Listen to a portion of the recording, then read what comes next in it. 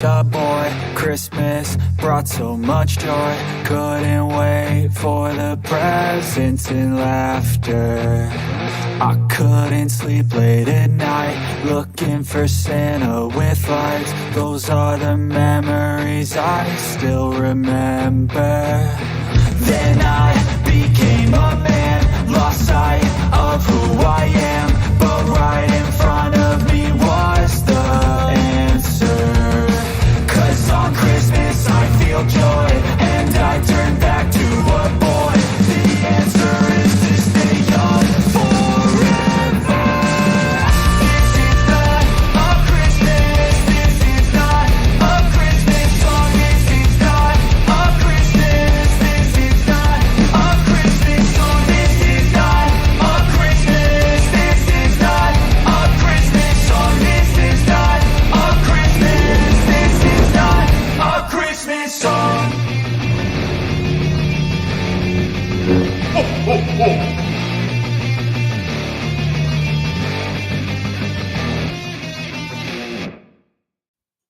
Hello, Star Wars fans. You know there's 271 days until Christmas 2024. And this is Easter weekend for those of us who celebrate the holiday. It's a big one for me personally. This has always been a family tradition. We get together. We go to church in the morning. Back in the day, we used to get dressed up in your Sunday best. You get a brand new outfit as a kid, was all Easter looking. We got that for our kids too. As they were growing up, they'd get a new Easter dress and they'd go out and hunt Easter eggs. We'd go to church and come back, celebrate Resurrection Sunday. For those of us who are Christians, celebrate the resurrection of Christ. So Jesus is Christ. So you guys, it's good to have you here today. We don't have a whole lot of Star Wars news to talk about per se. We do have the Bad Batch episode from this past week. And last night, a few things started breaking, and I saw Meg sharing it on her Discord, and it's been on Twitter. And you guys, some folks have seen the second half of the Bad Batch season, and all except the finale. They've seen all except the finale, and they said the second half is actually better than the first half. So if you've been enjoying the Bad Batch, you've been watching it and speculating, playing the predictions game. You know, we have our wall of fame right below here for those of you who celebrate. My brain. Those of you who participated in the predictions game this past week and who did as well or better than Santa, then you see your names there on the wall of fame. We had quite a few. You can see folks. We have some regulars, some new folks, and it's great to have you all here. And then today we're going to do something just for a little bit of fun because there is so little news. And I know my friend Jason Ward, he's got the kiddos. They're going out to do something fun this weekend. It's spring break for the kids. Many folks are celebrating spring break right around Easter. And of course, Meg and Bespin, this is a big weekend for everybody. So not likely to have any co-hosts today, no guest speakers, but we've got something else kind of fun to do. Baymax says, I think I've thrown in the towel for the season. What do you mean you've thrown in the towel? That's ridiculous. That's ridiculous. Nick says, I want a wall of shame. We used to do a wall of shame, but it didn't feel quite right for Santa. I want to celebrate the positivity in the fandom. That's something else I want to talk about today. You know, I see. Baymax says he's 7 points behind. Doesn't know if he can catch up. Well, there's always a chance, Baymax. But Santa, every now and then I have an off week, and many of you catch up. Saber Smith, that's so nice of you to say. There's, this fandom. There was a video this week by, I want to pull it up here for you guys. by Eckhart's Ladder. And I thought it was really good because Eckhart, in his thumbnail, said these next few months are going to be painful. You know what? I can't disagree with that. And let me just share that. Let me see if I can put it into the same window I have already ready to share. And then we're going to do something fun in addition to this little discussion we're going to have here. But let me bring this up first. Oh, there it is, actually. Oh, stop that. Be quiet. Shush. So let's see if I can. Let's see if I can do this. Uh, it's it's challenging for Santa. I don't know why. It's just being challenging. Let me do something. I'm sorry, guys. Give me just a moment. It'll go quick. I promise. Here, just 1 minute. I just need to do that, and I do this, and I can share this, and then I can do this. There we go. There we go. Oh, so there's Eckhart's thumbnail. He says these next few months are going to be brutal. And wait, it helps if I where did I go? Oh, I see. I'm teeny tiny over there in the over. Look, there I am. That's better. So yeah, here's Eckhart's thumbnail. He says these next few months are going to be painful, and it shows this acolyte picture with the thumbs down count on it. And there's been a bit of a dislike ratio. And something that Eckhart brought up in his video is actually really good. We got to get past this little lighter ad at the beginning. I want to show you guys. And he goes through the logistics of it. And if you guys know, YouTube, as a content creator, it says, do you want to show oh my goodness, there's Shay. Hello, Baymax's son. Shay's on Baymax. Let him get on there to send a message. He's going to be 10 next month. Oh my goodness, 10. Wow. It just seems like yesterday you were 8. I remember visiting with Shay for Christmas. It was holiday time, and we had a little call. And I remember he got Castle Grayskull that year. And then last year, I think we missed our call this past year, Shay. But happy birthday to you, my friend. Happy birthday. I hope you're having a fantastic weekend this weekend with your dad. It says, been eating chocolate mini eggs all night. Oh boy. Chocolate mini eggs are great. You get those Cadbury eggs. They're fantastic. So hopefully you've gotten some of those. Real Ben, hello. Good to see you. Hope everyone's well. So anyway, he goes into the, oh my goodness, Khonshu, thank you so much for that. We'll cover that super chat in just a moment. Thank you very much for that very generous super chat. Makes a big difference. You guys, he goes through as a content creator in the content creator side. Let me see if I can play this because he shows it actually. He discusses it makes it really difficult for us to even see the downvotes, right? I see a ratio. It says like some folks are 100% of the people liked this. Of people who liked it, 100% said yes or disliked it. Some will say, yeah, here you go. It looks like this, right? You see like the positive, here it says 172. Negative, it doesn't give you a number, right? The downvotes don't give you a number. It's that way on the content creator side too. And he shows this, and you get like this little percentage, likes versus dislikes. It doesn't even tell you in this, right? You can see Eckhart hit on his, he has like 99.4% like. There's no dislike number, nor is there a number that says how many that represents. Is that 17? Is that 750? We don't know. It doesn't tell you. You have to kind of drill down into the data to get to it in YouTube. as a content creator. You can't even find that. So how are these people getting this number that they're reporting on the dislike ratio for the Acolyte? Well, he explains it. There's a plugin that you can get. It's called Return YouTube Dislike. So everybody who installs that plugin and everybody who downvotes who also have that plugin, that number gets generated in their data. What they're reporting is of the people who have the plugin, who have downvoted, the percentage.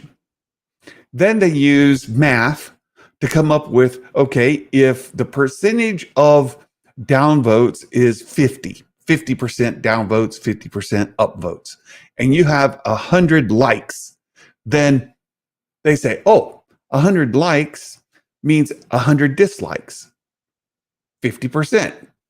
But that's only the people who have the plugin, which is sort of important because we don't know how many people that represents. Is in the 100 and some thousand downvotes, like 162, almost 163,000 downvotes on the Acolyte trailer. There it is. So he goes into the whole thing. This is great. Eckhart does a really, really good job of explaining it. Of the downvotes, how do they do the math? Well, it's a percentage, and then they take the upvotes and times it by the percentage. Are there 10,000 people voting no, or downvoting? 10,000 in their math is, say, 70%. Baymax says it, so nearly 600,000 downvotes now.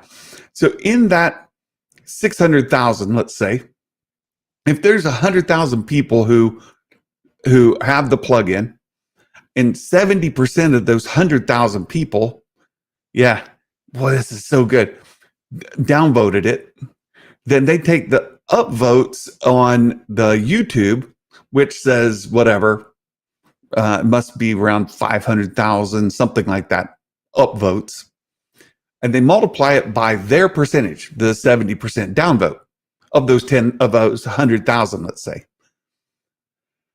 So do the 600,000 downvotes really represent 600,000 downvotes? No. The 600,000 downvotes represents a percentage multiplication from the people who have the plugin to the number that's in YouTube that then calculates a number that says downvote. That's how that works. It's like, oh, gee, that's weird. That's weird. It doesn't even, and so he did a little comparison that shows of the people that use the tool versus what his actual content was. So you can see his likes versus dislikes is 94%,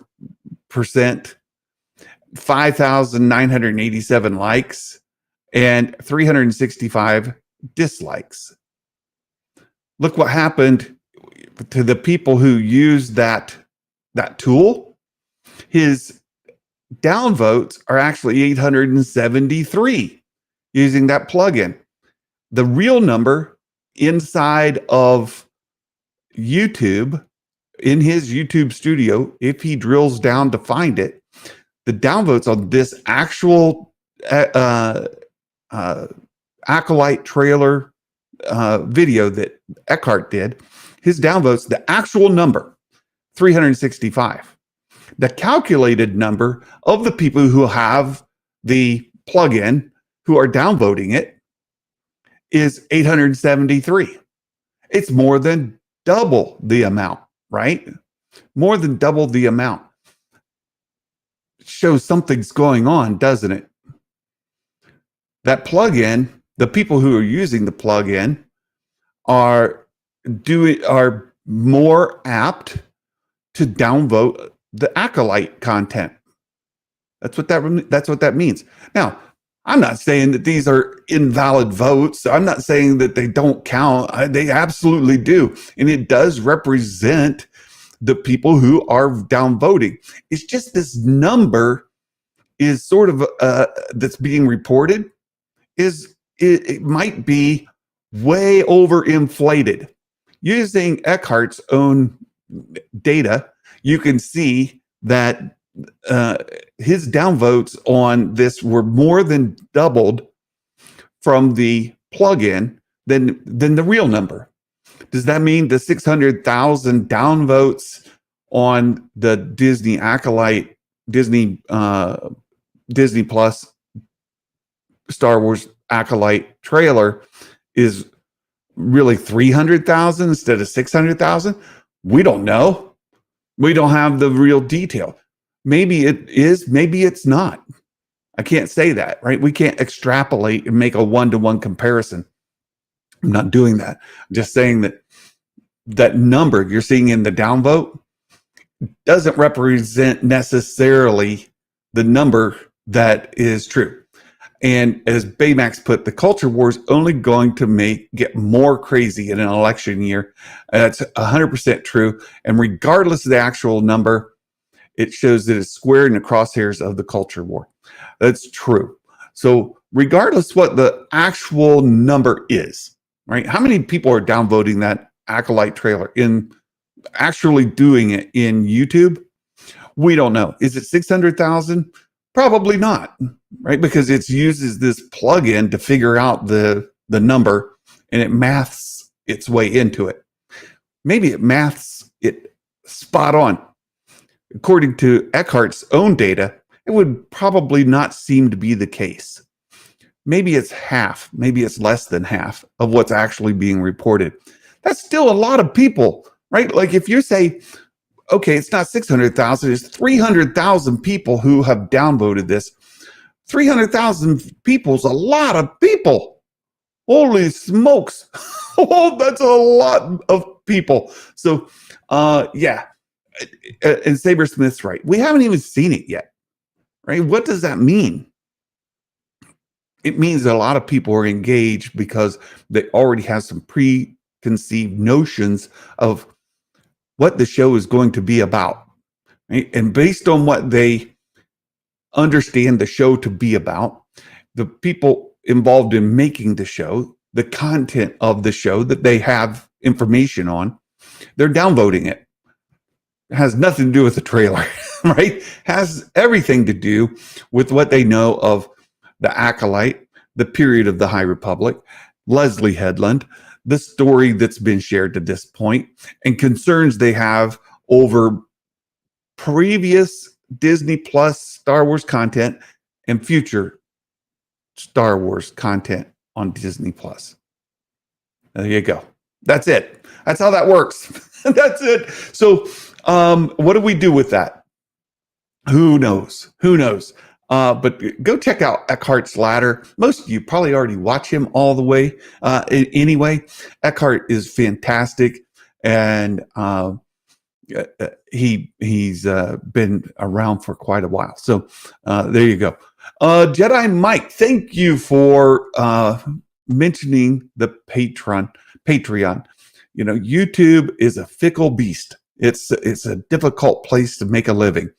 Patreon is a fantastic place. I do read the comments on Patreon, and if I can, I'll put them in here, and we'll talk about it. So if you want to do a super chat, we have in Patreon a place where you can go in, and it's been pinned. It's part of a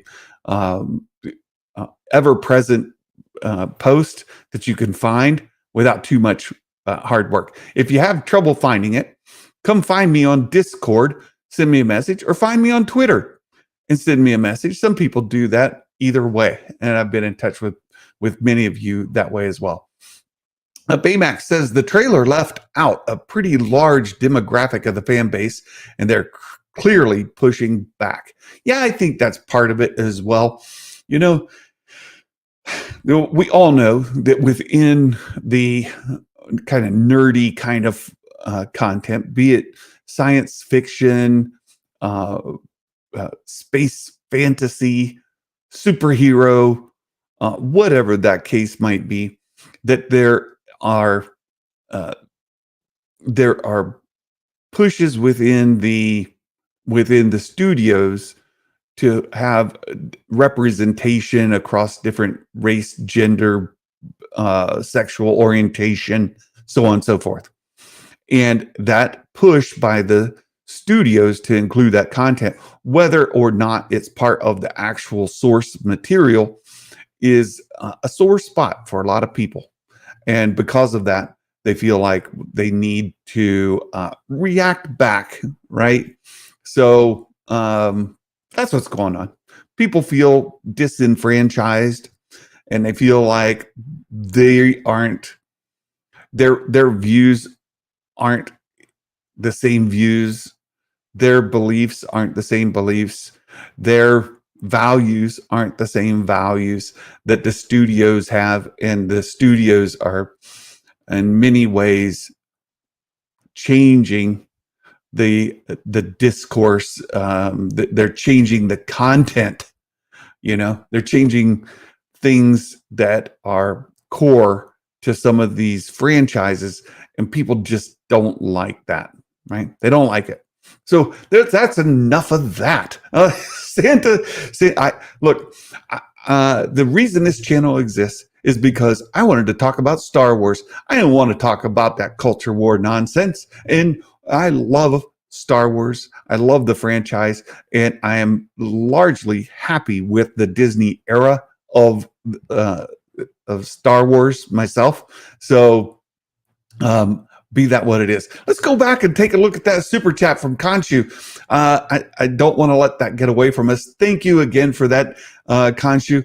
He says, I have been quite critical of recent Star Wars, but there's something about the future between Asajj and Omega that has given me that Star Wars feeling back, at least for now.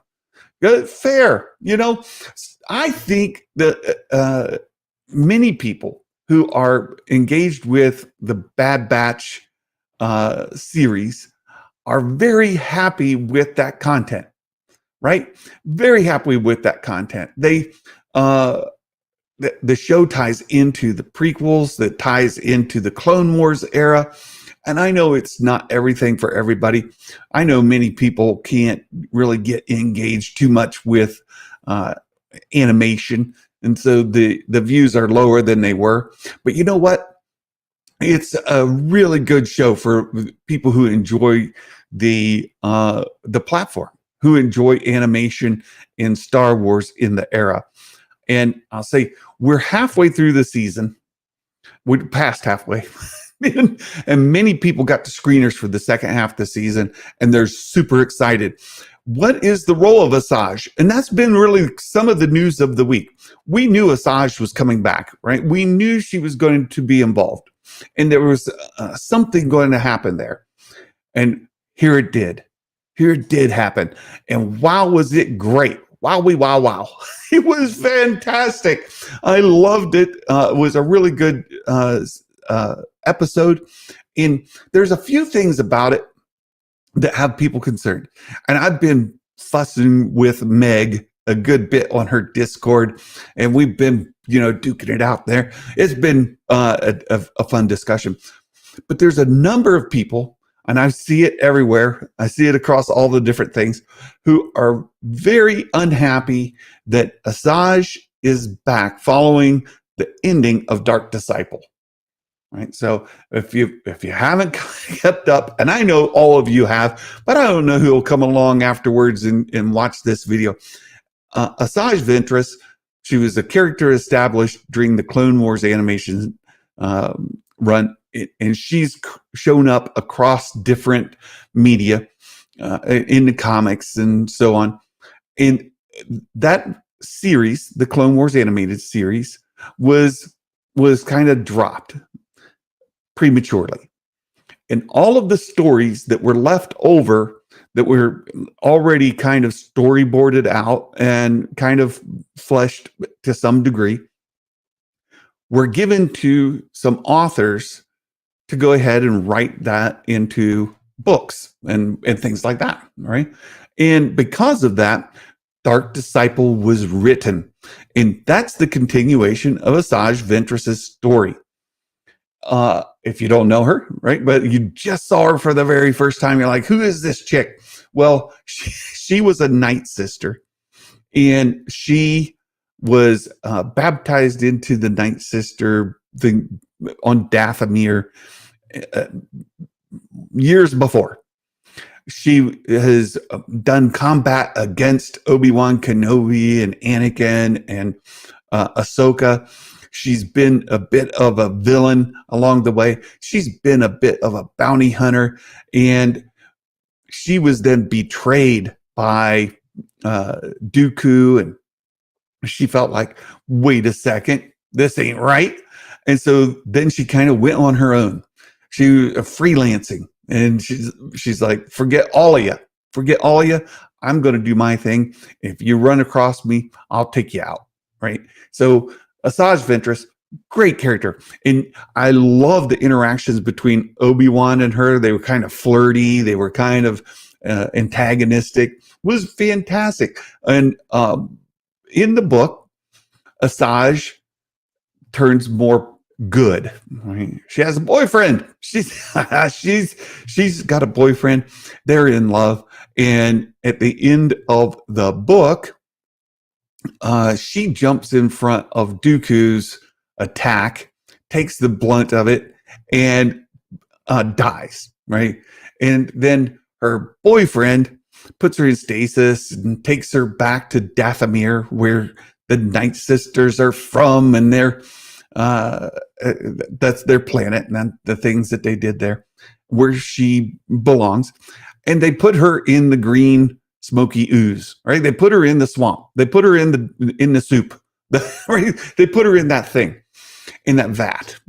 And in that thing, she and this was great because I think it was Eckhart who also did a video on this that said when they put her body in there, it began to glow, and then they left. Well, if you've watched the Night Sisters and you know their dark magics that tie into the dark side of the Force, you know they have revived people from there. And that water, that green soup that they put her into, is Mike Yaney's nailed it. It's like a Lazarus pit. If you follow DC, if you follow the my favorite franchise outside of Star Wars, DC. If you're into Superman and Wonder Woman, all those, right? The Lazarus pit where they put them in and revive them. That's the same sort of thing. It's actually called the living water of Dathomir. What's the living water of Dathomir about? Well, they revive people from there all the time. This is not a new thing. This is not a mystery. For anybody who has watched the series or been involved with Star Wars, especially as it concerns the Night Sisters, it should not be a revelation to you, right? This is something fairly common. Let me go back because I see some things going on here. I see some comments here that are really good. Yeah, Real Ben, they nailed the look of Ventress. Because in the Dark Disciple, when she turns good, she lets her hair grow out a little bit. It's styled as you see it in the episode, and she's on her own. Right? Baymax, don't let me forget this. Don't let me forget this. Hit me in Discord if I forget. Okay, make sure I don't forget this. I want to come back to it, but let me get caught on. Let me get caught up. It says Real Ben says, here are my thoughts on canon. I just kind of make sense these continuous continuity. I just kind of make sense of these continuity issues by viewing each Star Wars project as a different story getting told from a different perspective. Amen. Oh, that's how you do it. That's exactly how you do it, Real Ben. You nailed it. Each one is its story being told from a different perspective, different storyteller, right? Whether it's Bad Batch, you can look at the Bad Batch as a certain storyteller recounting these events. If you read a novel, it's from a different storyteller recounting events. If two people are retelling a story from their own perspectives, they're going to highlight, accentuate different parts of that story.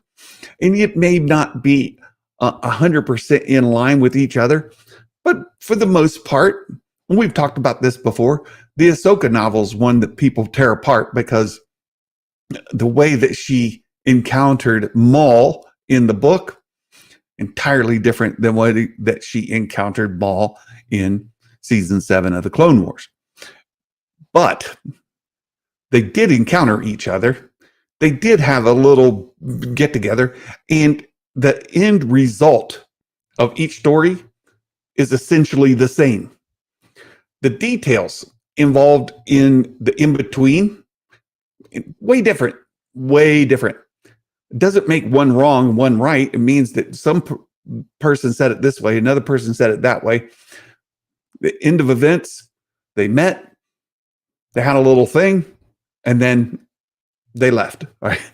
And in one way, they left this way, the other left that way, but the story is essentially the same. Different details, same story. That's the way to do it, Real Ben. You've nailed it. So with Asajj, here's the thing. What's Real Ben say? And here's another thing.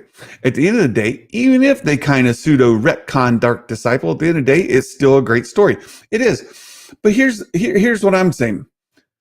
For anybody who did not read Dark Disciple, you've only heard that Asajj died in that book. You didn't read it, right? I'm not throwing accusations. I'm saying you're saying you didn't read it, but you've heard that she died in that book. Well, there's details in there. And part of the details is that they took her back to Dathomir and put her in the living water of Dathomir, where it started to glow green after they put her body in there. Dead, right? She's dead. They put her body in there. It began to glow green.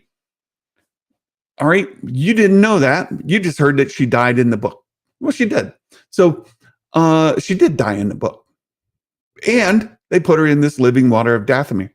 If you have read the book, I'm assuming that you're part of the group that have watched the movies, you've watched the animated show, you know who Asajj Ventress is from the get-go, you know a lot of the lore around Dathomir, you know that this living water of Dathomir has been used by dark magic to revive people in the past.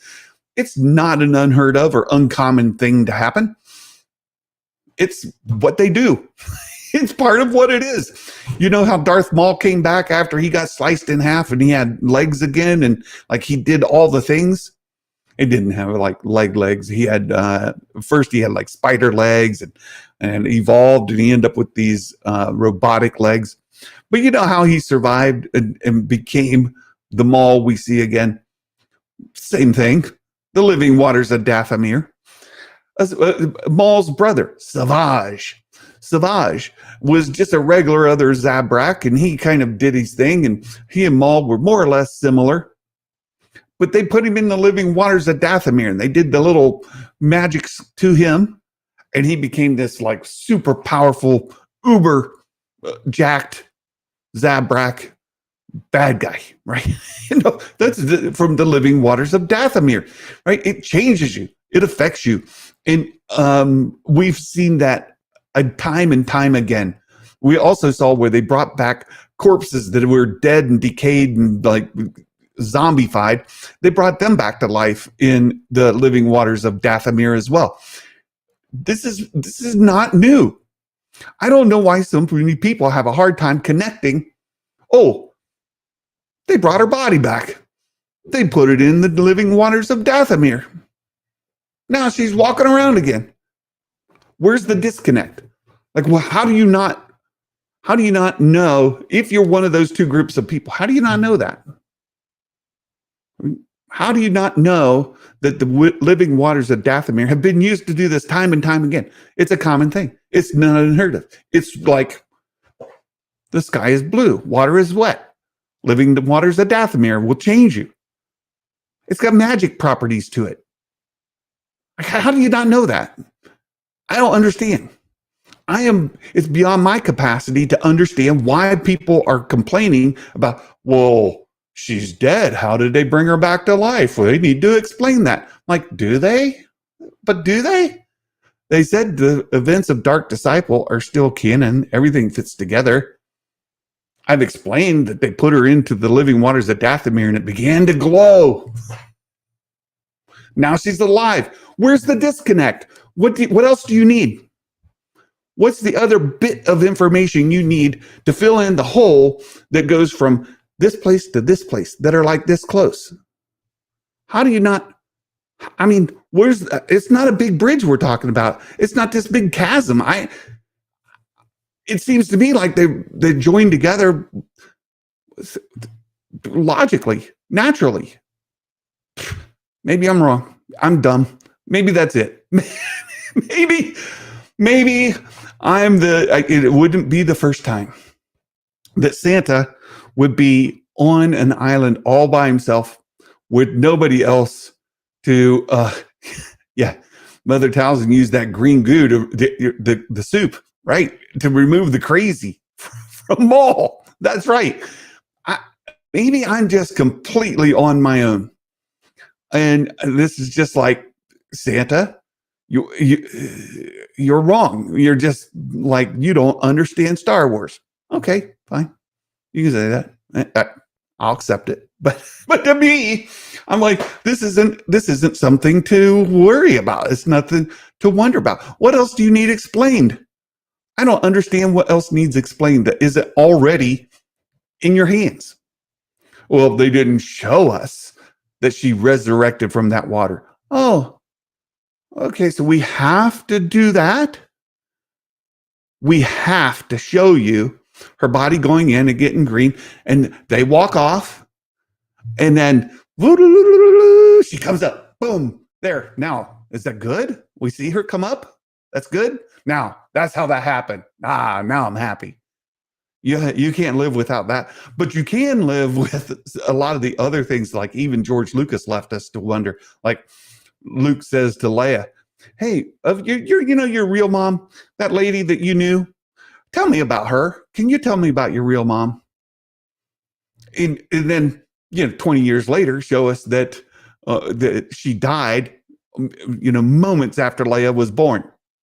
Moments after Leia was born, she's still got like umbilical cord there and crying. We need to show how Asajj gets from the living water of Dathomir to on her feet walking around. But we don't need to show this part that George Lucas like never explained, right? I don't get it. I just like, what? Like, are you guys watching the same?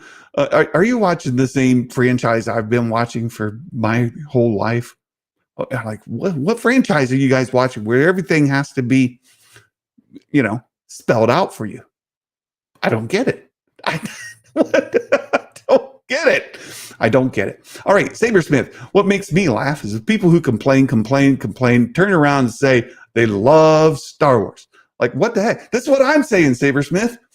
Like, how are you complaining that we don't know how Asajj is walking around, but you love Star Wars? You've watched all of the Clone Wars, 100 times. You've watched every single movie 200 times. You've read all the books and all the comics and all the games. You've done all the things. You love all of it. You've been consuming Star Wars and all the Star Wars you can ever get, but you can't connect the dots between Asajj going into the living water and her coming out? I don't know. Like, I don't get it. Like, what are you watching that I'm not watching? What am I watching you're not watching? I don't get it. And of the people who don't know a lick about Asajj, they don't need to know they don't need to know anything. They just know, hey, this lady shows up. She's kind of weird and she beats the snot out of the Bad Batch, right? She beats the snot out of them and then she moves on, right? Whatever. Um, we got some speculation to do. So at the end of the episode, Asajj, she flies off. Is Asajj coming back? What do y'all think? Are we going to see her again this season, this series? Because this is the last season of the series. Are we going to see her again? Is she gone? Is her story to be continued in another show? What show? Another place? What place? Like, where's it going to come from? Yeah. Hey, there's Dale, Skywalker's Academy. Is this what this whole show is about? I came in late, but it's been going on for 15 minutes. I'm going to get out of it. I'm moving on. Yeah. Thanks, Dale. I beat the horse too long. Thanks. I appreciate it. I'll get out of it. So is Asajj coming back? I don't know. We know Cad Bane's coming back, and we know that the Empire is on their way. This last episode was the harbinger, right? Harbinger of things to come. And Asajj directly warns them, hey, this is not a safe place to hang out. The Empire is worse than you think. And of the people who have seen the second half, of the season, they say the second half's better than the first, in that Hemlock is quite the ruthless, terrible person. So at that point, what's happening next? Well, my own speculation is that Asajj is, not Asajj. The Empire's coming to Pabu. The Empire's coming to Pabu like now. This is what's going to happen next. And there's going to be some drama go on Pabu. In Meg's video today, she thinks that Omega is going to be captured again. I don't think so. Of folks that I've interacted with who know way more than Santa knows, right? Who are way more smart than I am. People who have have information that Santa doesn't have. They say that no, that's not the story we're telling. This story does not recapture Omega. There's not another story point to go save her again. I said this story just moves forward. It doesn't go back. In that sense, and I asked very specifically if Omega was going to be captured again, if she was going to be separated from Crosshair or the Batch, and I was told quite specifically, no, that's not the story. That's specifically, I was told no, right? Maybe it does, maybe it doesn't. I'm not saying that the person who told me no has all the answers. I'm just saying they know a lot more than I do. They're way smarter than me, and I trust them. And they say no. So I think no. Is Omega ever going to be captured by the Empire again? No, I don't think so. And I know my friend Will Morgan thinks she's going to be put in carbonite or amber, like the Jedi in Kenobi when we see them. All indication is no, that's not her story. That's not where this is going. So where is it going, Santa? Where's this story going then? If she's not going to get captured again, we've got all these episodes left. What? Why? What's going on? You make it sound like there's nothing else happening. No, there's lots happening. The Empire's coming, and they're going to be running for their lives. They've got a battle ahead of them, and we know that they want to go back to Tantus. Her sister Emery is there, as well as all their brothers that are clones who are being experimented on. Remember, Omega said, we have to go. We have to go let them get them out. And so far, it seems that they are inclined to do so. They still want to understand what this whole midichlorian thing's all about. And the nice thing is, Asajj kind of told us finally, the M count thing has to do with blood. It has to do with midichlorians and force sensitivity. Is Omega force sensitive? Well, Ventress's test would seem to say no. But what is her M count in her blood? We don't know, right? They don't have the little thing that Qui-Gon used on Anakin we haven't seen, like, your midichlorian count is nearly the amount of Yodas or Anakins or Ahsokas. We don't know. There's nothing to tell us. And as Asajj said, no other clones have ever shown any force sensitivity, but there are millions of them. So maybe one is. Maybe it could be you. Maybe Asajj is lying, as Dale says. Ventress lied. Could be. Maybe she did. We don't know. We have to figure out. Oh, look, I said Will Morgan's name and he showed up. Hello, Will. Oh, good to see you. Real Ben says, side note, is this the first time we've heard somebody say midichlorian on screen under the Disney era? That's a good question. It's a good question, Ben. To the best of my recollection right now, yes, I think it is. I'm just going back. Mandalorian, they've never said it. Disney era. What other Disney era things would we have that they would mention midichlorian? Rogue One? No. The sequels? No. Solo? No. What about Resistance? Star Wars Resistance. That animated show hardly anybody watched. I watched. But did they mention midichlorians? I don't think so. So just doing a quick,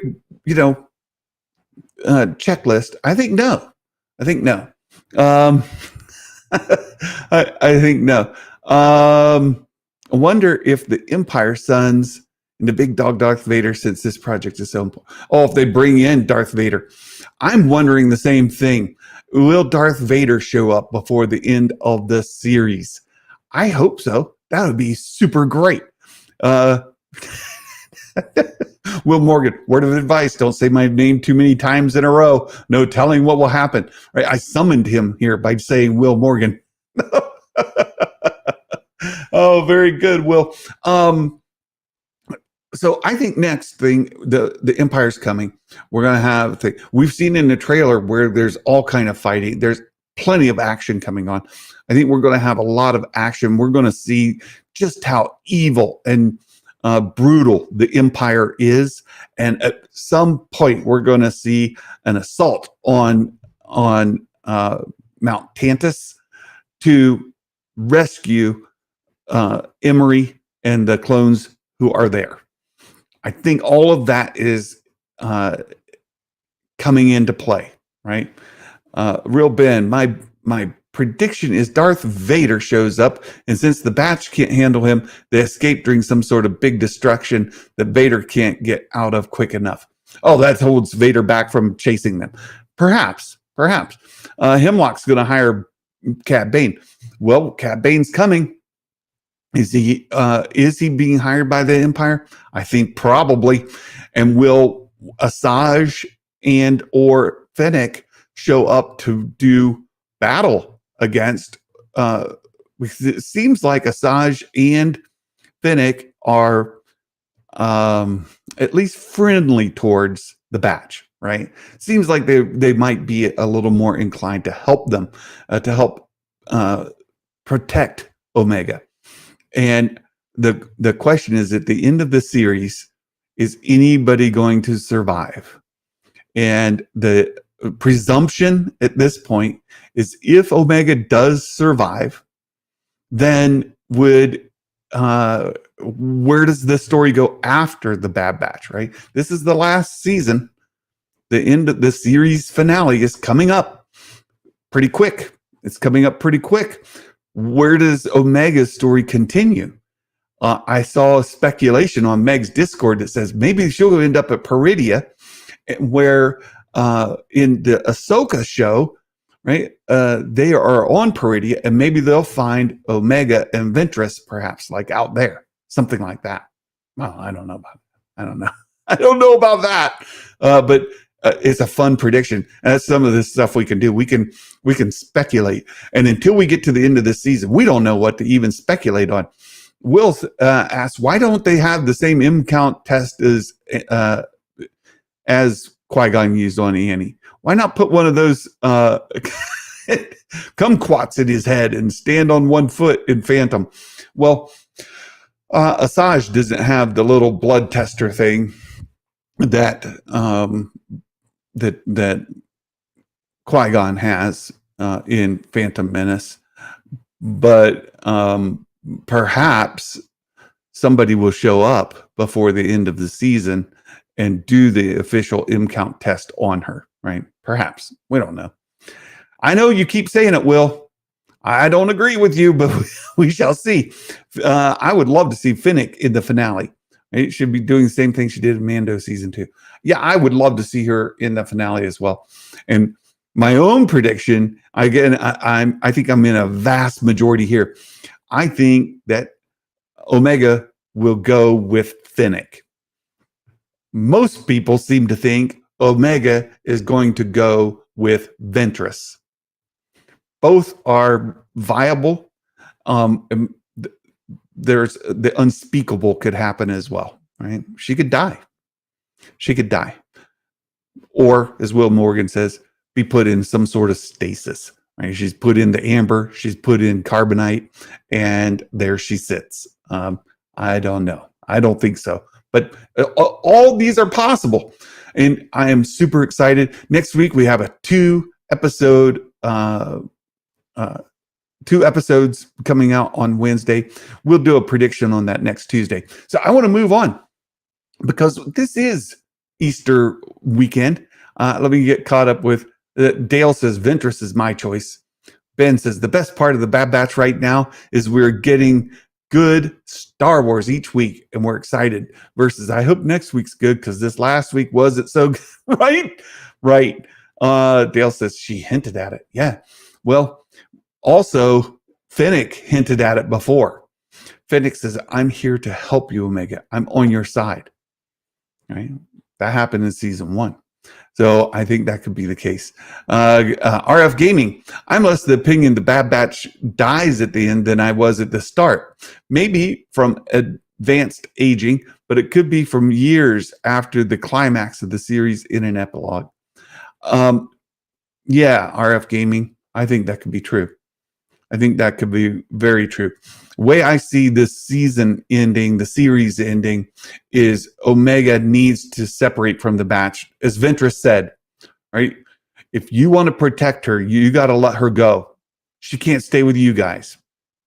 She's got to go. And I think they're going to come to the same revelation and say, Omega, we have to part ways. It'll be heartbreaking to see her torn away from her family, right? Yeah. Nala say must have told Finnick to keep her alive at all costs. I think she's going to be torn apart from her family, and we'll see this very heart-wrenching, tearful moment where she hugs them and cries as she is willingly leaving with Ventress or Finnick or somebody like that. I still think Finnick, but maybe Ventress, right? They're going to be going to keep her out of the Empire's hands. And they will know that. And the series will end with most of them, if not all of them, still alive. And then we get to see those stories. Ventress's, remember, we still don't know a lot of Finnick's story and the rest of the Bad Batch's story following that. So look, that's a lot to look forward to and be excited about, especially if you're a fan of animation.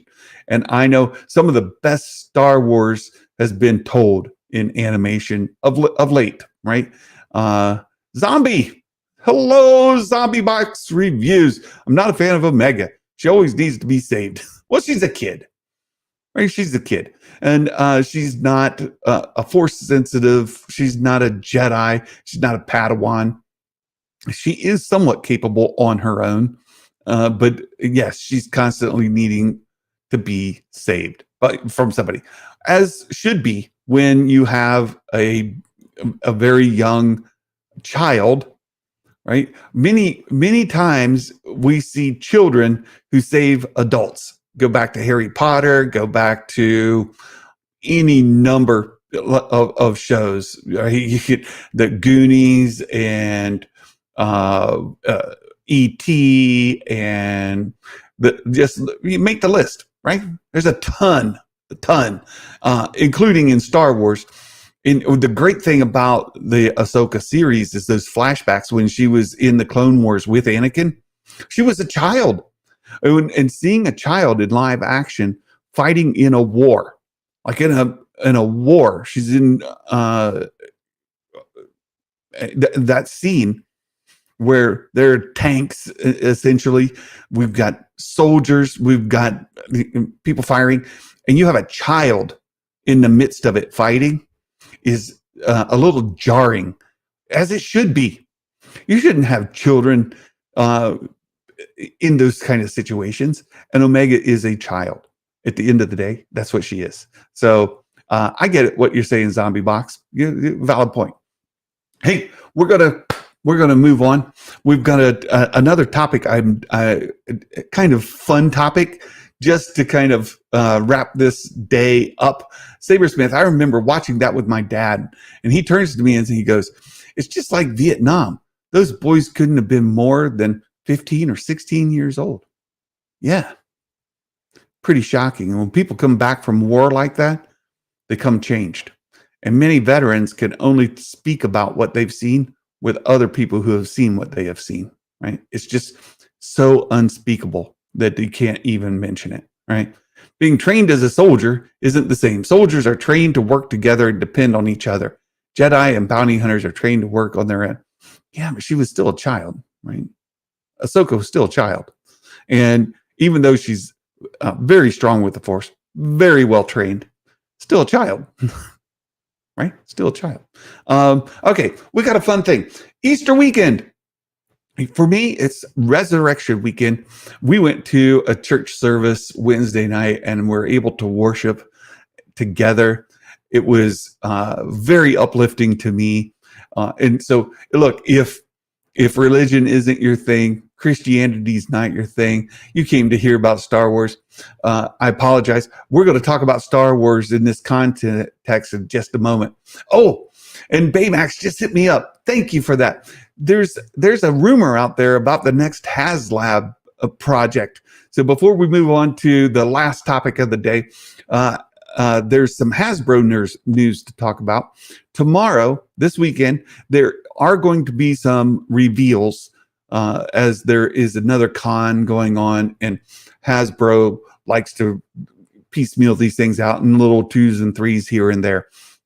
We've had some things announced recently. The one that excited me, you guys know me, it was the Blurgs. I'm really excited for the vintage collection Blurgs, but there's some more things coming on. Zombie, I understand the reasons, but it doesn't make her any less insufferable. Oh, very good. Very good. Look, I get it. But Hasbro's going to be announcing some things over the weekend.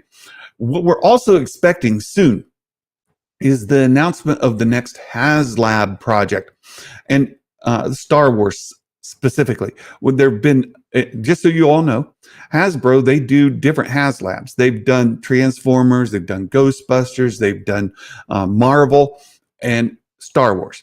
And they've tried a few HasLab, these are crowd-funded projects, of Black Series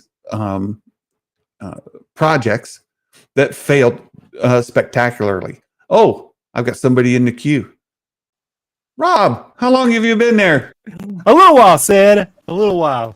Oh, geez. I completely missed it. Sorry about that. Okay. It's okay, Sam. Just watching your short show today. Like I know, and I was going to like an hour. Oh my gosh. I know. But Baymax said HasLab can't do Black Series. Black Series can't do HasLabs. The next Star Wars HasLab is rumored to be a vintage collection project again. Because those go through. We've had Jabba's sail barge. We've had you and I both have our Razor Crests, right? You still have yours? Oh yeah, it's still in the box right here. Right yeah. I've got mine on the desk right beside me, and I've got another in the box. Oh, right in the other. It's looming over to kill me, Santa. Every time I complain about the show, I'm like, it's going downhill, and that box just gets closer. I'm like, I don't know. Death by Suka eggs in plastic, like. It's hilarious. It's hilarious.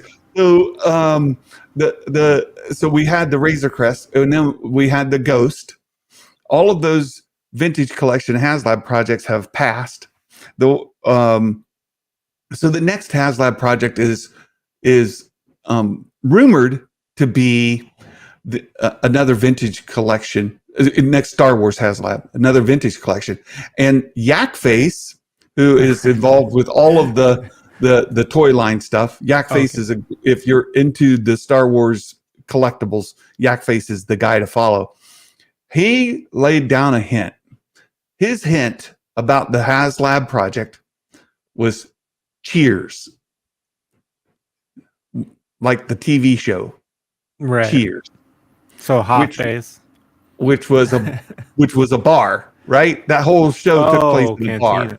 Oh, okay. Yeah. I was thinking of the mailman Cliff, right? He was in Hot Face, right? That's right. Yeah, good connection. Yeah, no, this is it's probably a cantina, right? That's what people are thinking. This is going to be a cantina. It's Cheers, vintage collection, cantina. That doesn't take a leap. Now, we have different cantinas to pick from. However, I have a vintage collection cantina right back here on my Mandalorian shelf because that one was already released. Right? So it's not that. Which cantina might they release? If you were a Star Wars fan who wanted a collectible cantina, you'd probably want the one from A New Hope. Yes. No. Right. That's everybody's guess, right? It's going to be Mos Eisley, right? It's going to be Mos Eisley. It's got to be, right? I mean, that's logical. Slow news week, huh, Santa? Yeah. Slow news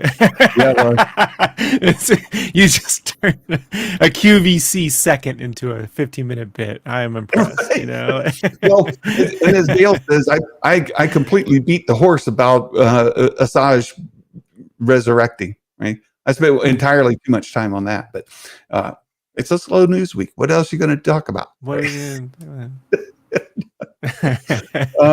So the other thing I was going to talk about. Do you know Jackson? Action Jackson? Yeah, Jackson. Oh, Jackson. Yes, the green Jackson. the Bucky O'Hare. Yes. You know, it's Easter. And on Easter, many of us celebrate the religious side of the resurrection of Jesus Christ. Others of us, I'm sorry. and many of this overlap. We have the Easter Bunny, right? Santa, one of Santa's friends. Santa Claus has a handful of friends who are also in the business of delivering presents to kids, and the Easter Bunny would be one of those. He would show up and hide eggs and candy on Easter Sunday. Kids could come and search for those eggs. Well, we have a hare in Star Wars. His name is Jackson, right? And Jackson has both a canon. If you go to Wikipedia, he's got canon and legends.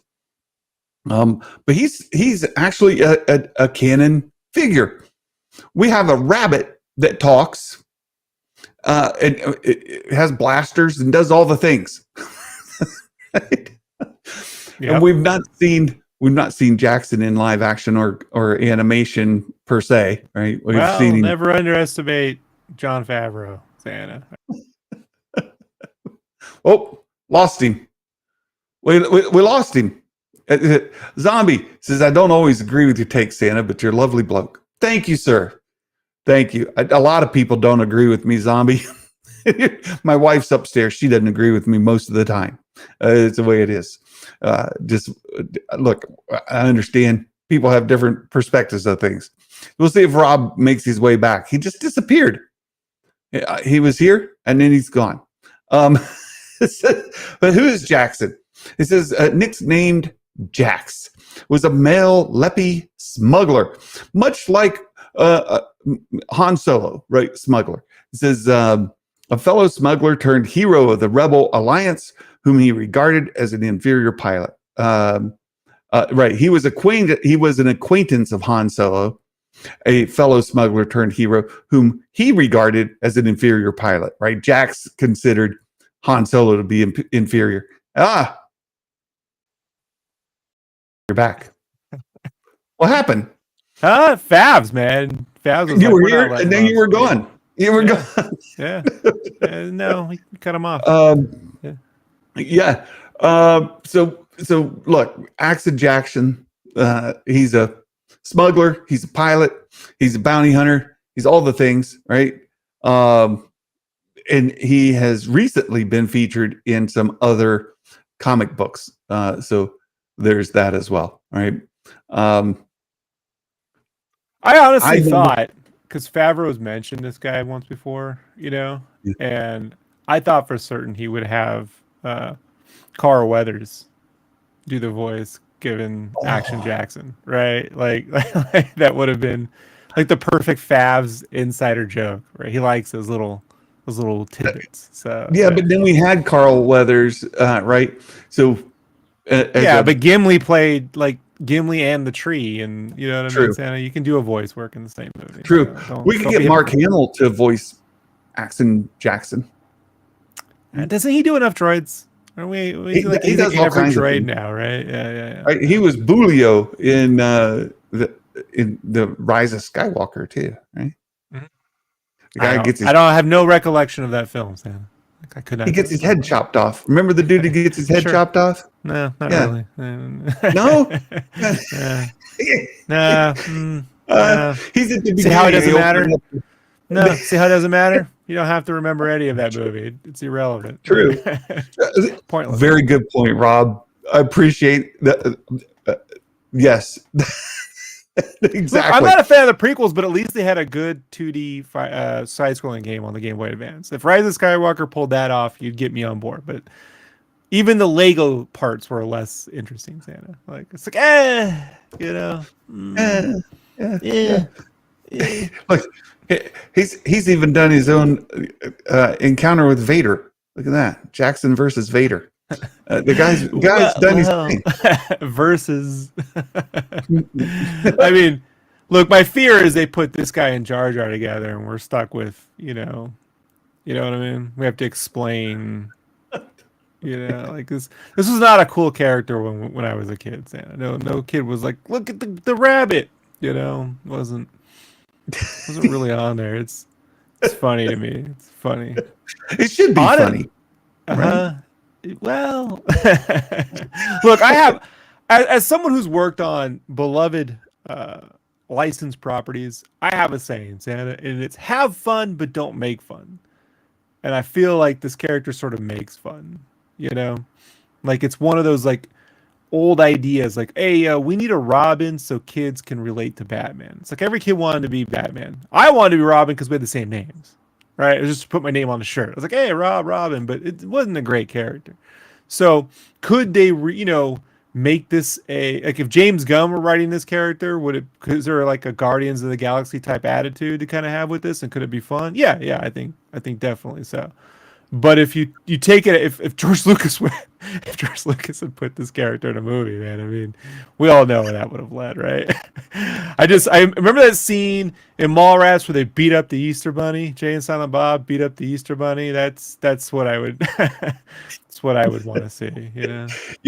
You might be right. You might be right. Yeah. We got a couple super chats come in. We got a $5 from Momo Jimbo. Just rejoining today's stream. Is this Easter holiday Rob Santa truce? Finally. Bruce. Have you discussed the possibility of new Ventress stories? I think there are possibilities for sure. But the question is, in what context? Will they continue her story in animation? Will we get her story told in like a Tales of the Jedi kind of thing? Did that. Yeah. No, they already did that, Santa. They did that in the Gendy cartoon. It was great. They need to revisit it. They've never topped the Gendy cartoon version of that character. She was dope, and they've been trying to like get back there ever since. And the Bad Batch to me is just a sign that character is never going to be used in live action.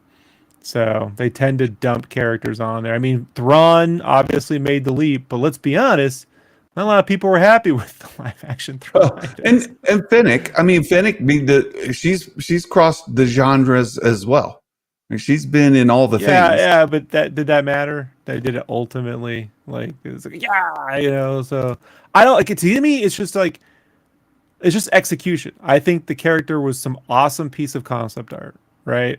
It was one of those pieces of concept art that when you got the art of the Phantom Menace or Attack of the Clones camera, I think it was the Sith Witch sketch in the Phantom Menace, right? And you look at that and you're like, man, why wasn't that in the movie, right? And George's like, it's too scary. The kids would cry. I'm like, they cried anyway, Santa. So like, for different reasons. Just the adults. They're kids to George, though. We were kids to him. Okay, right? yeah. Like, I was 10 when A New Hope came out, so that. Right. 2 pound super chat from Zombie Box Reviews.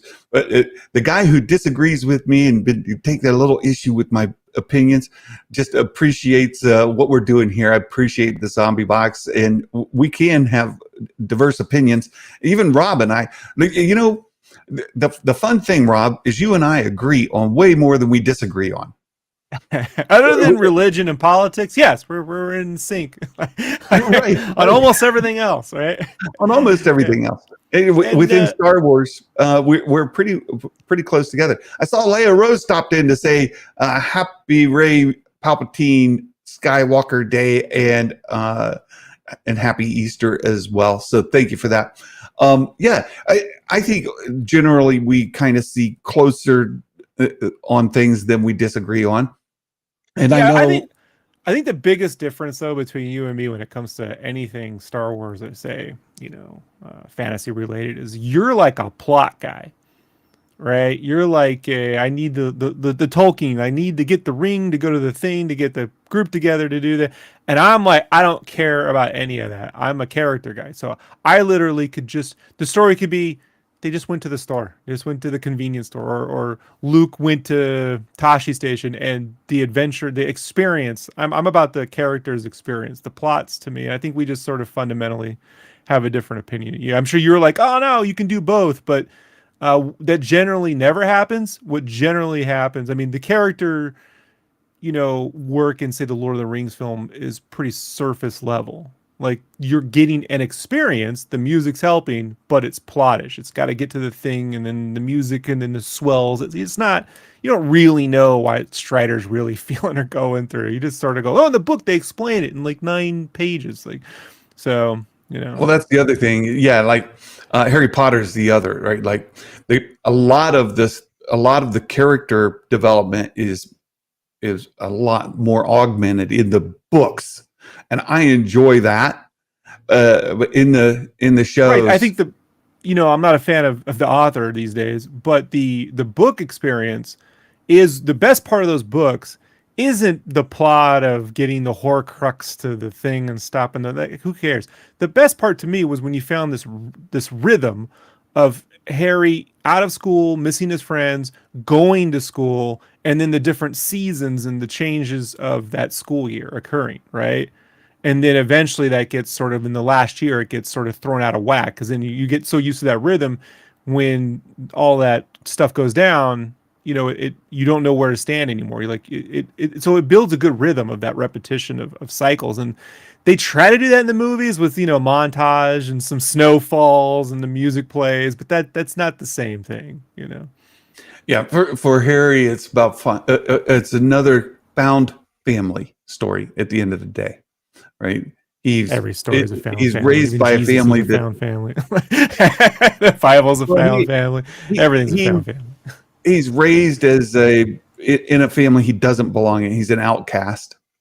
And when he's at school, his friends then become his family that he is attached to. Right. Those are the ones that he's most loyal to. Those are the ones that he bonds with in a more familiar way, culminating in him leaving home to go stay with Ron's family, right? To stay with but the thing that I think most people miss though is that it's underneath it is this pattern of meeting my new teachers, Quidditch season, Christmas break, end of the year tests. And then the plot is ramping up on it, complicates those things even more. Yeah. Right. So it makes it more difficult than they would have been. So without that structure, right? And because it's something that almost every kid can relate to, of having go to school and having that first day of school. I meet my new teachers, school dances, blah blah blah blah blah, and then and then at the end of the year getting out of it, like it's there. And so that's what keeps you, like, I just feel like that's a underappreciated thing. And when they tend to go, no, it's about wizards and magic and chosen one, and it's like, nah, that's not it, man. So. Yeah. Zombies talking about civil discussion, right? I think the key is, and it's something that's somewhat rare, is being able to disagree on things without putting the other person down for what they think, right? When at the end of the day, when it comes down to your personal tastes in something, unless you're good friends and you're just hazing each other, which is always fun. I do that all the time with my friends, but right, Sam? I never make fun of my friends, dude. Like, I'm super. always, it's the best. It's the best, right. And that's what I love is that you started hazing me really early, like right after we started meet, and I'm like, this guy gets it, right? This guy gets it. Like the hazing is good fun amongst friends. But when you're being mean and mean-spirited about it, and you're putting somebody down as if they're a lesser type of person because of their thoughts and beliefs, that's where it's not fun. It's not fun anymore. And just allowing people to have different opinions and seeing value in that is good. And I think overall it's good for the franchise if it can continue that way. We can have civilized discussion about it, and you can have some conversation about it. Then you can come about building the franchise in a more meaningful way, while allowing it to have diverse platforms. You can have a Jackson, for example, right? As you were talking, like a Guardians of the Galaxy kind of story. Sure. Is that going to be the flavor for everybody? Absolutely not. No, they would just complain, I don't want Marvel in my Star Wars. That would be the complaint. But there is, okay, then then you got to go, well, then I guess he's going to be a Jar Jar like character, and then they're going to be mad, right. So, you can never win. Look, you can't anticipate what you think your audience wants. What you have to do is have a take. You got to really have an emotional take. I always say, draw what you feel, don't draw what you see. Create what you feel. You need to have a feeling you want to capture, and you're hoping that there will be a transference to the audience, that they will feel it. And where I lose interest, like I just tune out or walk away, don't care, is when I'm like, there's no feeling here. This is just moving things around. We're just moving the pieces on the board to get everyone to go. Next week there'll be another one, and it's like that. I don't care if there was one ever. If it made me feel, if it had that moment where it said, Luke, use the Force, right, where you're in the trench, right? If that's all we ever got, that works. I don't need it to drag out the Obi-Wan thing to the next movie. It doesn't, like that stuff. You need the feeling, and that's where I feel like Star Wars, does less of these days. And more on like nostalgia, right? Just remember what you felt, not what you're feeling here in the present. Right. So what are your thoughts about the new Godzilla King Kong movie? I have no interest. No interest.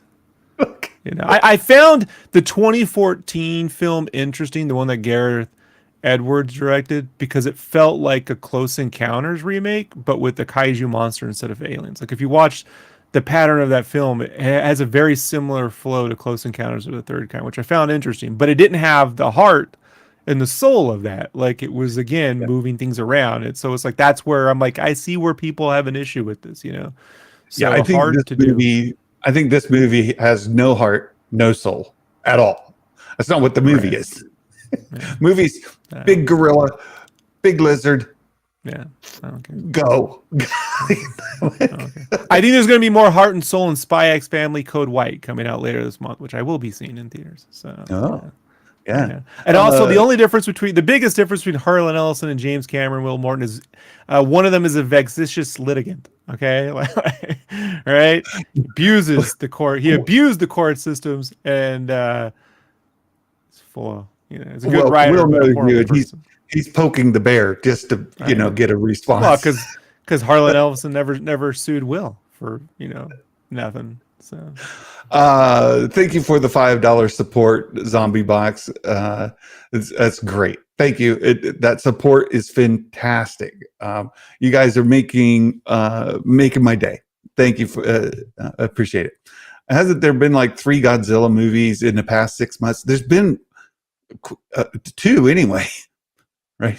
Right. Well, yeah, but no, there's been the TV show. That's why they're thinking 3. So Monarch. See, the Monarch and this movie are all tied together. It's all the legacy. It's all the legacy, legendary media, whatever it is. The guys that produce all those films.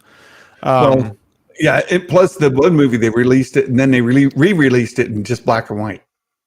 Yeah, but itself, like that's right. The actual Japanese company that created, right. God. Right. I mean, people forget Godzilla, the first Godzilla film. Man, it was being produced and came out the same year as The Seven Samurai, and Toho produced both films, and both those films they felt were going to bankrupt the company. They cost so much to make, and they were taking so long to do. But here we are, right? Like Godzilla. I mean, there's King Kong and then it disappears. But Godzilla, I mean, 1955, like it's still going, Santa, like that's, and Toho seems to, the Japanese seem to understand what to do with that character. Well, I think -1 is a very good model for how to budget a show, a movie, without that tells the story that can make the studio money, right? It does all the things. It's got effect, though. It's got story, and it's got a manageable budget.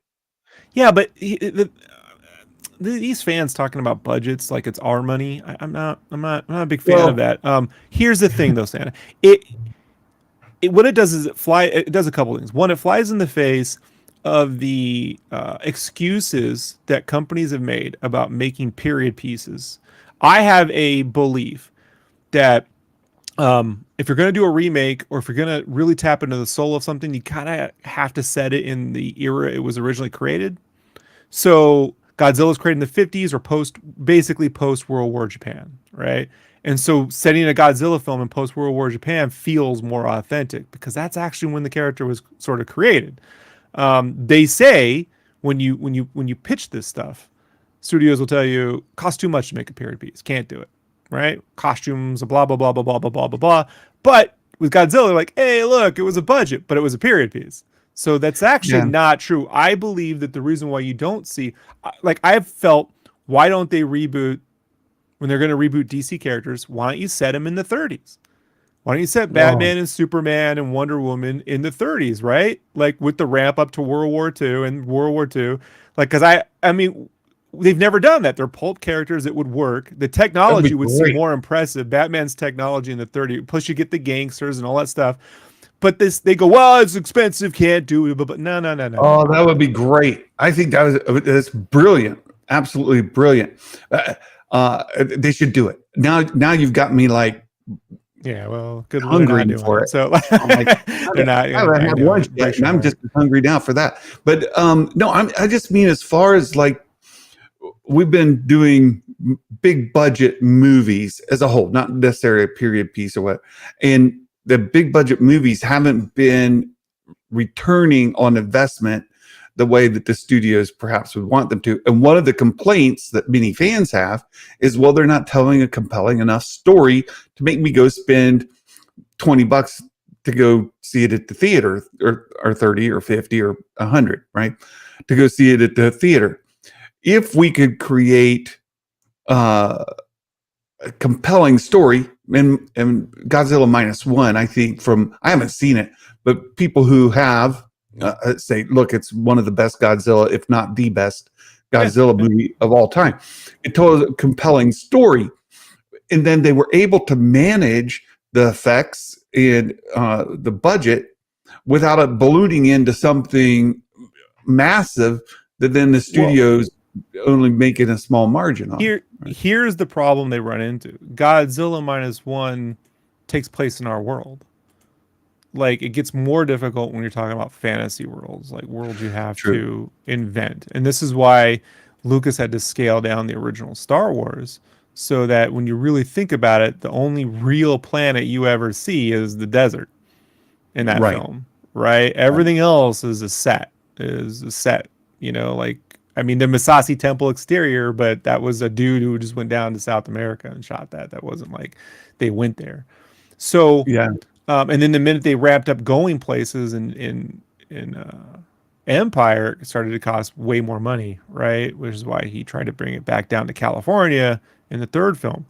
So, what I think if you're trying to apply this to Star Wars, one, you're gonna have to like kind of stop with the singular biome planet thing, right? Hmm. Because that gets you're just running out of ideas at some point, right? Two, you got to do more with what you have, and that's where I thought Andor's done the best. I know you hate me bringing this up, Santa, but setting the whole battle on that city, doing the prison stuff inside sets, and then having the exteriors, like they did a really good job Yeah. for the amount of money. They're like, it cost the most and they made the least. No, what they spent for what they got was actually very economical when you compare to what they're spending, say, like on a Godzilla versus King Kong. Like, if you do the price per dollar, right, Yeah. you got way more Yeah. out of it. So Well, Star uh, Wars, the movies need to, if they set a small story, Santa, a big story in a small setting, you're going to hear the complaint that it's not big enough. You're going to hear the prequel feed. This is something that we're still living in the shadow of with the prequels, and that mhm. Lucas was constantly moving everyone to a new planet, and it kind of was irrelevant. Like for the most part, it didn't really matter. One planet from the Geonosis, Tatooine, it was irrelevant. So, but if you care about what they're going through, right? If that's their focus, like putting you, and I believe in the you having transference thing in film. This is like you got to get people to believe that that's them, that you are them. You're not watching things and not objective. You're then become subjective. You become part of the story. If they Yeah. can do that and anything, Godzilla minus one did it. You were like, I'm really there. What do I do? The sharks in the water. The Godzilla's in the water. You got to get them to Jaws, feel right? that. Yeah, Yeah. Yeah. I mean, Jaws did it too, right? When you mentioned going in the water, then of and course, from Jaws. a There's there's from a there's none better really when it comes to from an that. Yeah. effects perspective, a lot of it's implied, right? Like the panic and but you didn't But always see the shark right there, you know? Spielberg's a master at that transference, and you could say Yeah. Hitchcock, maybe before him, and like Yeah. certainly, right? But that is, I mean, that is the thing that needs to happen, and I don't know where if they can teach that at all, you know what I mean, or if that's just how do I say this, like, in my own artwork, Santa, I try to make things move in one drawing. Like it's kind of like I love animation, but I hate doing 24 frames of it, or even 12. Like I'm not a fan. It's too much work. But if I can make it move in one drawing, then I did my job. Mm. But you have to find a way to put that motion in there. And that's not Right. something every artist has. They just don't have that. So I don't know Right.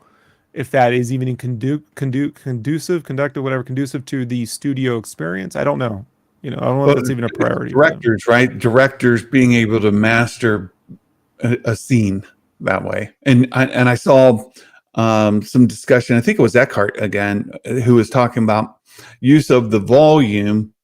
There's a good use of it and a bad use of it, where a director understands the limitation of the the medium, and is able to direct the shots where the medium doesn't distract you from the content. It works.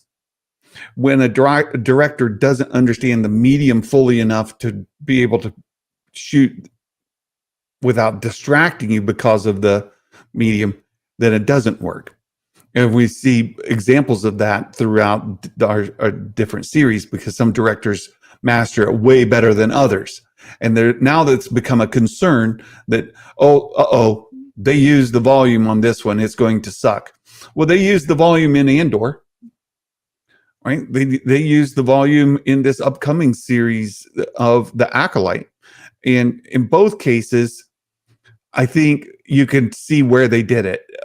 When you've got a practical set in the foreground, you've got Right. the physical things going on here, and the volume is simply providing the background. And in some of those cases, it's through a window or it's obscured by a ship or something like that. It's not the prevalent piece of the set.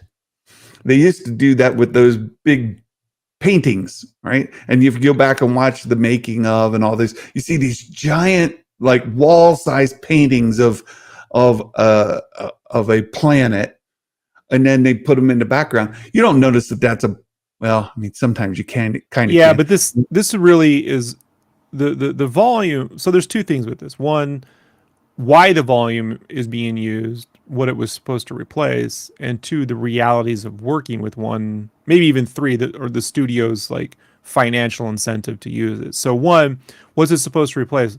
Lucas did those prequels, two of them specifically, 90%, if not 95% blue screen, right? Yeah, Green yeah, blue screen on Attack of the Clones, and then green screen.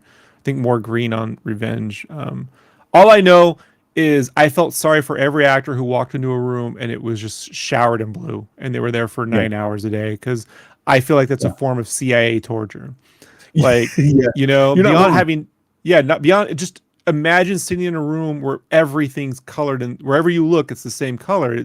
It's got to Yeah. be torture, right? Yeah. Well, and you've got to just kind of, you have to, and Carl Weathers talked about this a little bit when he did the Mandalorian. When you're on the set and there's lava around you, you can react to the lava that's around you. When you're on a set and it's all just a green curtain, you've got to react to the lava and it's a green curtain. It's different, Yeah. right? Beyond the pretending too, I think there's a mental fatigue. Just stare into a room Yeah. full of white and see what happens. Like you're gonna go nuts. So I do think Yeah. there was madness that those actors were not prepared for, any of them. So Right. there's that. Two, the realities of working with the volume is and the financial incentive are sort of tied together. The studio seemed to want to use it as a way to speed up production. If we have assets, we build them all ahead of time.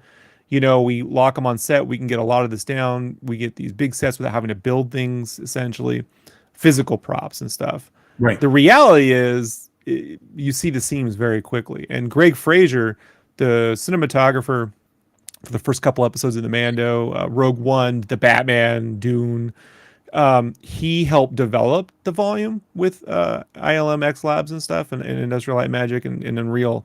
He was the go-between. He helped them build that initial bit.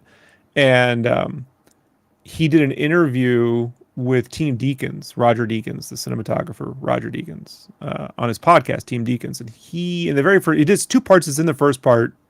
He gets right to it, but he talks about how I would not want to shoot a whole film in the volume. It would make no sense. Even on the Batman, when they used the volume, they used it so they got all the lighting as being, thrown onto the actors. They got everything's there, but they then also recomposited those shots after the fact so that you don't get this weird granular the pixelness, and you can see this on the streams. You can see it, like especially some of the Kenobi stuff, and the Mando season 3 is pretty good, but you can see I really say on like Mando season 3 there was some bad stuff, but in Kenobi when they get to that Blade Runner world and there's no wind anywhere, there's no smoke, like there's no atmospherics. I said at the time, couple of places like where the volume was evident and you felt it, you could see it.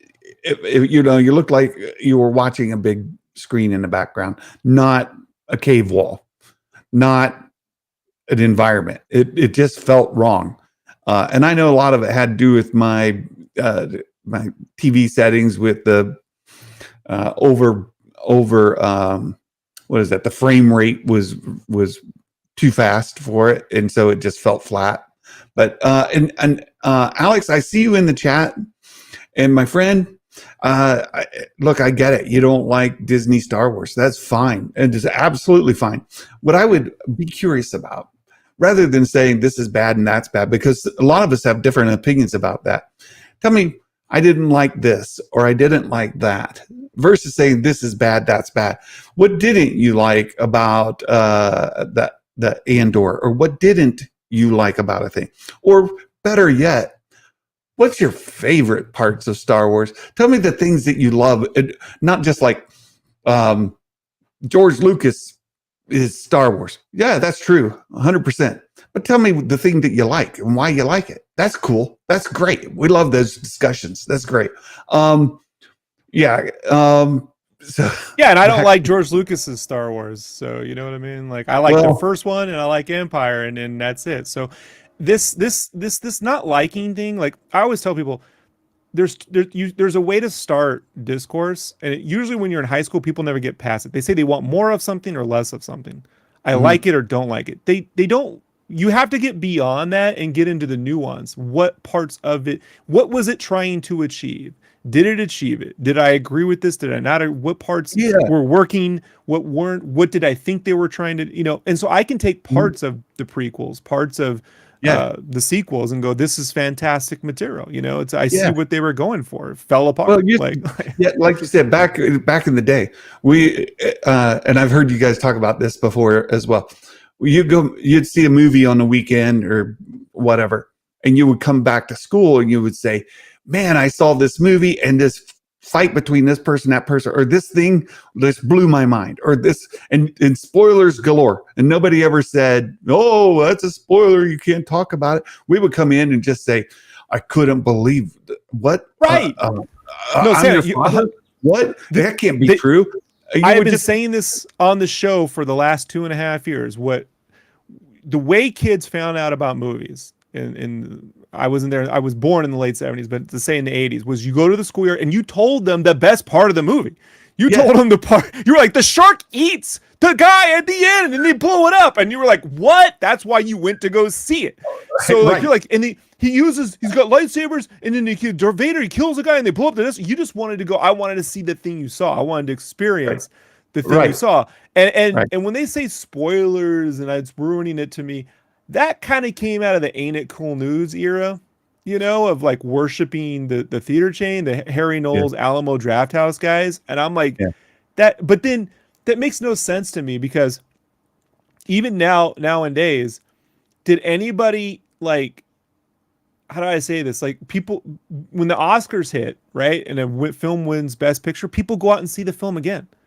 Yeah. Right? Like, and they show you clips of those films. You know who won, like who got the best performance. Right. Well, it's trying to make a movie event, like going to a football game or a basketball, like a sporting event, where you don't want to know who wins the game before you watched it, if you're going to watch it, right?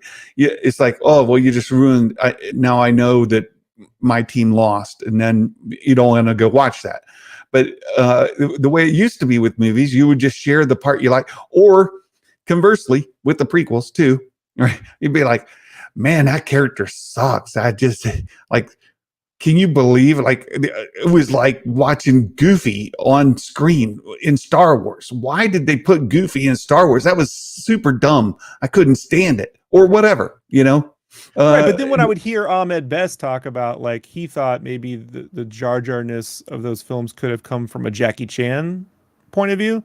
And if you look at the Jackie Chan martial art films, Jackie Chan was doing a lot of stunt effects, but it was comedic martial arts versus Bruce Lee martial arts. And the comedy could have come from a more visceral form of, like, martial art / stunt effect. But then Lucas is like, no, it's like Buster Keaton. And you're like, man, no one was looking for Buster Keaton in the dance. Like, well, I hear you. Right? I mean, he put the Three Stooges directly in it. And you're like, with the robots, right? I know. Yeah, We put Tarzan. They did the whole Santa, thing.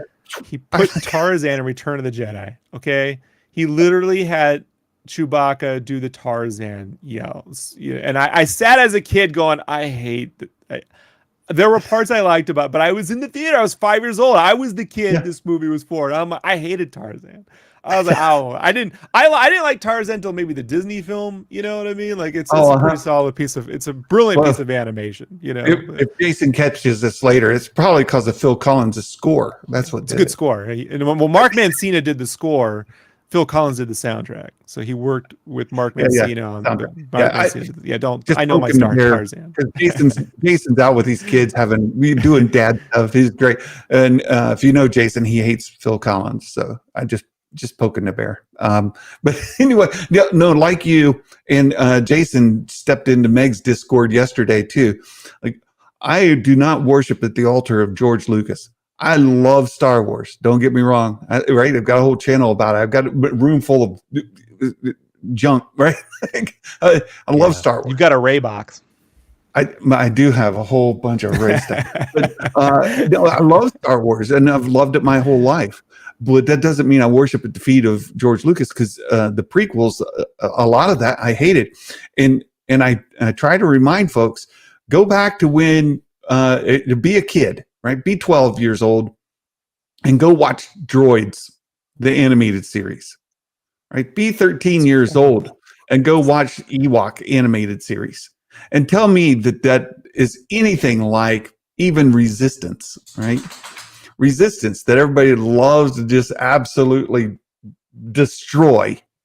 Go back and watch Droids. Go watch Ewoks, the animated series.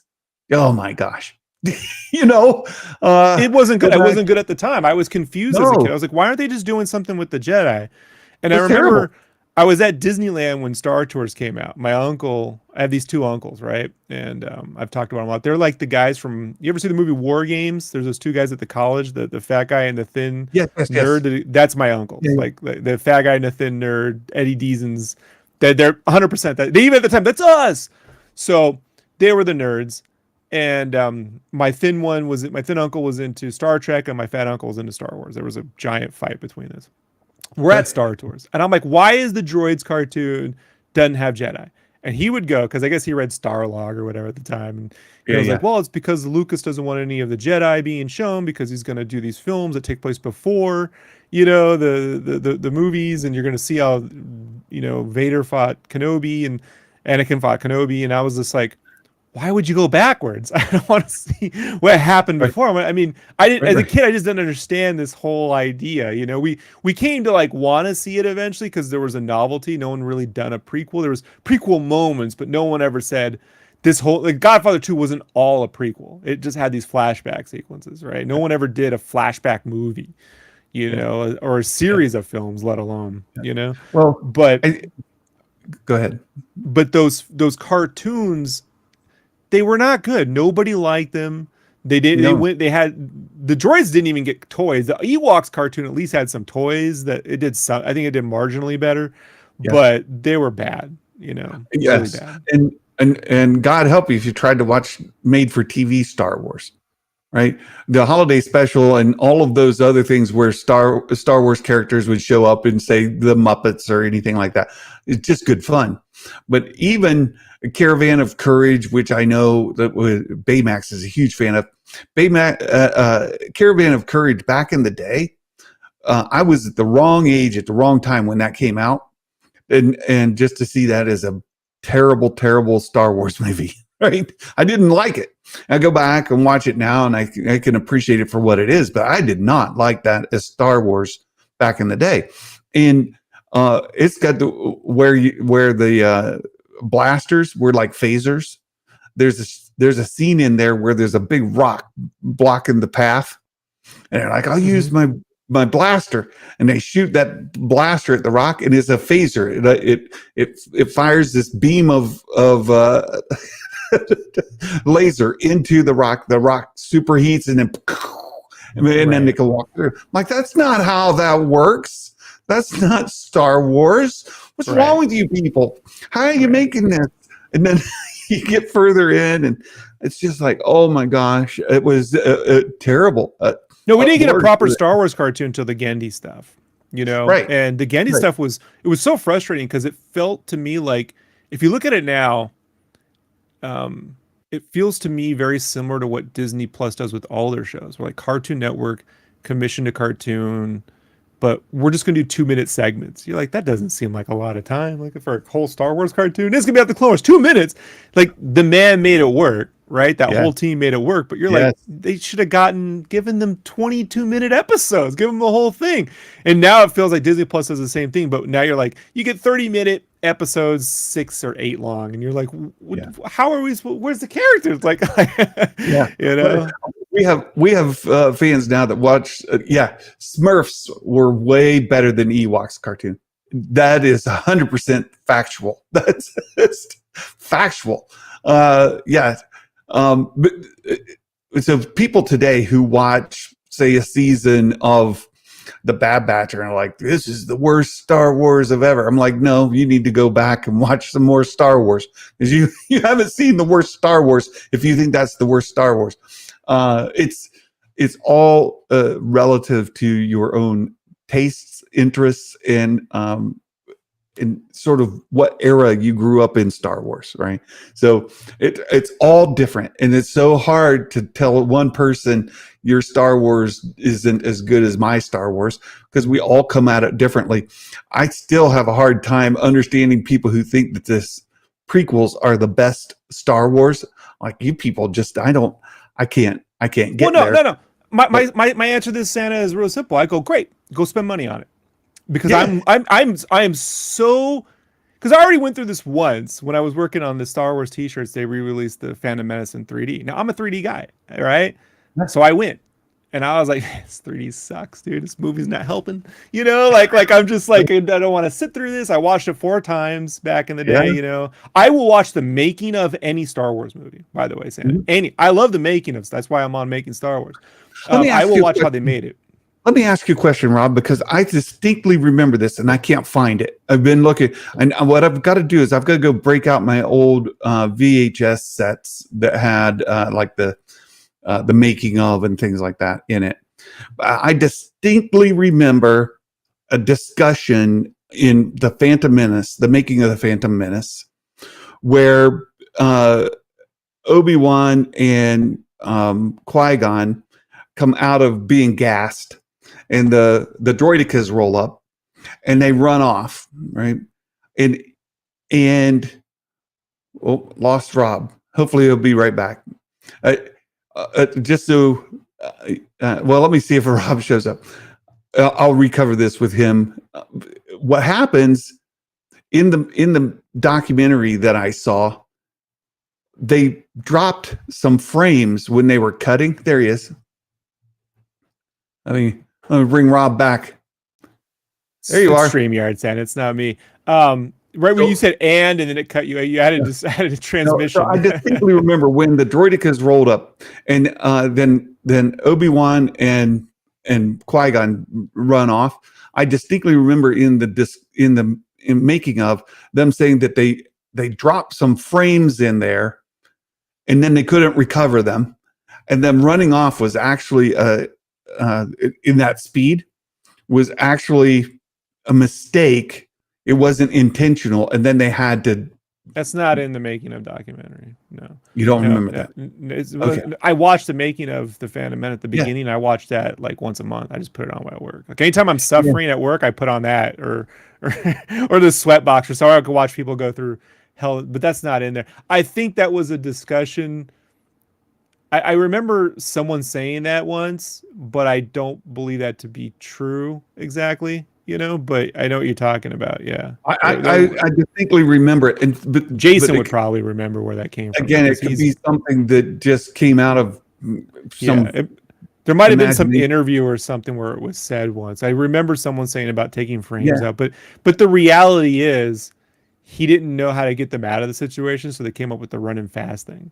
You know, and it was like, that's why it's never used again. Like it's not used when they're being chased in the desert. But no, it's never used ever again. And then another complaint I have with the prequels is R2 flying, and then that's people talk about Ventress resurrecting and not having that explained. Explain R2 flying and then R2 never flying again. Like explain that. But anyhow, that's well. It's just look like anything else, man. Like it's just I remember, if you're a fan of the Sherlock Holmes books, Conan Doyle would have things happen in one book and it would change in the next. Like uh, Watson's wounded arm would change arms. He never really kept track of anything, you know? Like Yeah. their landlord would change in a book or two, and then fans would do all this fan math to kind of make it make sense. So, like if you're enjoying the story, you shouldn't really care too much. And then at the in the back half, we have this endless fan studying and overstudying and looking for mistakes, and then mistake culture becomes a thing on YouTube. Mhm. You make more money calling out the mistakes. Yeah. Meanwhile, I'm like, all right, but how many times have you made spaghetti, Santa? You probably have your own recipes you love making. How many times have you forgotten an item or two? Oh, forgot to put that in there. I made this 20 times, Yeah. like, Yeah. like you're always like, oh, I didn't put the thing in, it didn't turn out the right way. It doesn't Yeah. happen. And I'm Yeah. I'm I very make like, cheesecakes, and there's sometimes where I forget an item in making the cheesecake, and it's like, it tastes off this time. Yeah. Or the consistency's wrong. I can't get it to set up right. Yeah. yeah, Yeah. so like where I'm respectful of that, where I get a little like, all right, is they got plenty of people to track this stuff now. They got the money. Like you're a major corporation. You know which shots by now Vader looks good in when you shoot that costume. So Yeah. why are you shooting in Kenobi in the worst shots I've ever seen? Like right on his crotch, looking straight up at him. You know what I mean? Like what are we doing? Like what is Yeah. this? Look, it's just this has always been a part, and I just go back to this has always been a part of Star Wars. George No, it's Lucas a problem left- with, right, but it's a problem with live action Star Wars, because I'm going to tell you right now, animators. This is where I was telling Jason, I'm like, maybe, and not to an extent. I mean, obviously they got an animator making live action Star Wars, and it's hit or miss. But the one thing I appreciate about animation development is artists fixate over this shot, this shot. Here's the story about, here's the Mhm. shot Bible. This is, don't draw the character like this, draw the characters this way. And you can find these. And even when Brad Burr was running The Simpsons, you'd be like, never put Homer like this, never frame Homer like that. It needs to be framed like this. Otherwise, they start to not look like those characters. I run into the same problem drawing comics, where you got a character, and yeah, I can move this character in any position, but the minute they express a little too much, the minute you draw them from this angle, they don't look like them anymore. And so you have to find what looks best, and then work within that box, get creative. Okay, we'll Yeah. do this, or we'll play against expectations. But Yeah. I just wonder if that's even a thought. But I don't know, man. I mean, it's True. who Well, no, knows? it's the current culture that wants everything spelled out, and like you said, the mistake culture and finding plot holes and stuff. Like, people enjoy that. They have a great time trying to find these things and then come up with different theories about them. I'm absolutely fine with the coming up with theories about them. Look, this doesn't make sense to that. And the R2 flying, for example, and I'll go back to, I saw Joel put a comment, but the R2 flying thing, like, okay, he fly. I hated it, and I still hate it. Right. But the people say, well, when did he lose his ability to fly? And why don't we ever see him fly again, ever? Right after that. Right. Right. I mean, he's in the animated series, he does, but live action, it stops at some point. Why does it stop? And when did? Maybe it stopped when the Jawas got him and they stripped those parts out, and he just never gets those parts again. Maybe. I'm like, oh, good theory. Is it explained to us? No. But did George Lucas just leave that there and say, deal with it? Yes, he did. And it's fine. And that's why I get so worked up about this stuff about like Ventress. Like, the information is there for you to get. If you don't want to go get it, then just, that's on you, right? This is Star Wars. It's been like this since the very beginning. This isn't Disney Star Wars. This isn't like Kathleen Kennedy Star Wars. This is Star Wars Star Wars. Right. It goes back to Lucas Star Wars. The Star Wars has been like this since the beginning. Well, Santa, then couldn't they? That's not an excuse for them not to get better. Sure, it's not. I'm just saying, don't lose your minds about it because George Lucas never did this. He certainly did. He certainly did. Yeah, Number- the people telling me what George Lucas would and wouldn't have done is hilarious, given our age. You're like, yeah, all right, right, kid, like, right, you right. know, Tell me where George Lucas explained how R2 doesn't fly. Now, you can make up your story. I get it. That's great. Make up your story. Pull it from some source book somewhere. Fine. Whatever. That's all fine. That's still not George Lucas. Show me where George Lucas explained R2 not flying between the prequels and the original trilogy. Show me. Show me where George Lucas showed you. It doesn't exist. Remember, Jimbo, show me where $5. George Lucas actually wrote down Luke and Leia were brother and sister during any of the True. scripts or drafts for Star Wars. I'll wait. Yeah, it's not there. Yeah, I'll It's wait. not. Yeah. It doesn't exist on film or in script anywhere No. because it's ridiculous. It It's is. ridiculous, and I still that movie tore me apart when I was a kid. I was like, I love a lot of this. They're not Yeah. brother and sister. This is ridiculous. I- But Jason, I I think wasn't he should five. stay I with never the- thought that way. I did. Like I've said this before. He should have stuck with the original plan that his sister just walk off. Right. was gone, and that was the sequel plan. The original sequel plan was for Luke to go find his sister after he learned The that other he side had of the galaxy. Yeah, they were Yeah. split up and put on separate sides of the galaxy, and Right. he would go off and find his sister. The Emperor. There was versions of where the Emperor lived and went, and the Emperor didn't live. Either way, that's where Luke went. It was about That's finding what his it sister. should have been. And, Correct. and all the stuff with Darth Talon and stuff, that came way later. That's not even like, and that's only one version of many versions he had for his sequels. But he should have left it that way. And Luke and Leia, not sisters, brother, sister. And then it still could have, Leia could have been the exact same character that she ended up being in EU and in the sequels, just not his sister. How did you introduce your children to Star Wars? We're having our first, we're about to have our first, and I'm wondering, start with the Clone Wars animated, move through chronologically, or start with release order? For me, it was always release order because there's certain things with technology and evolution of technology that allows for, say, R2 to fly and then not to fly. Where if you do it in release order, technology from the 70s is different than technology from 20 years later. So I would, and for me, that's how I experienced it and how I introduced it to my kids. I can understand people who experienced it with the prequels first to do that in that order, just because you're sharing memories from your childhood with your own children. So for me, it was release order.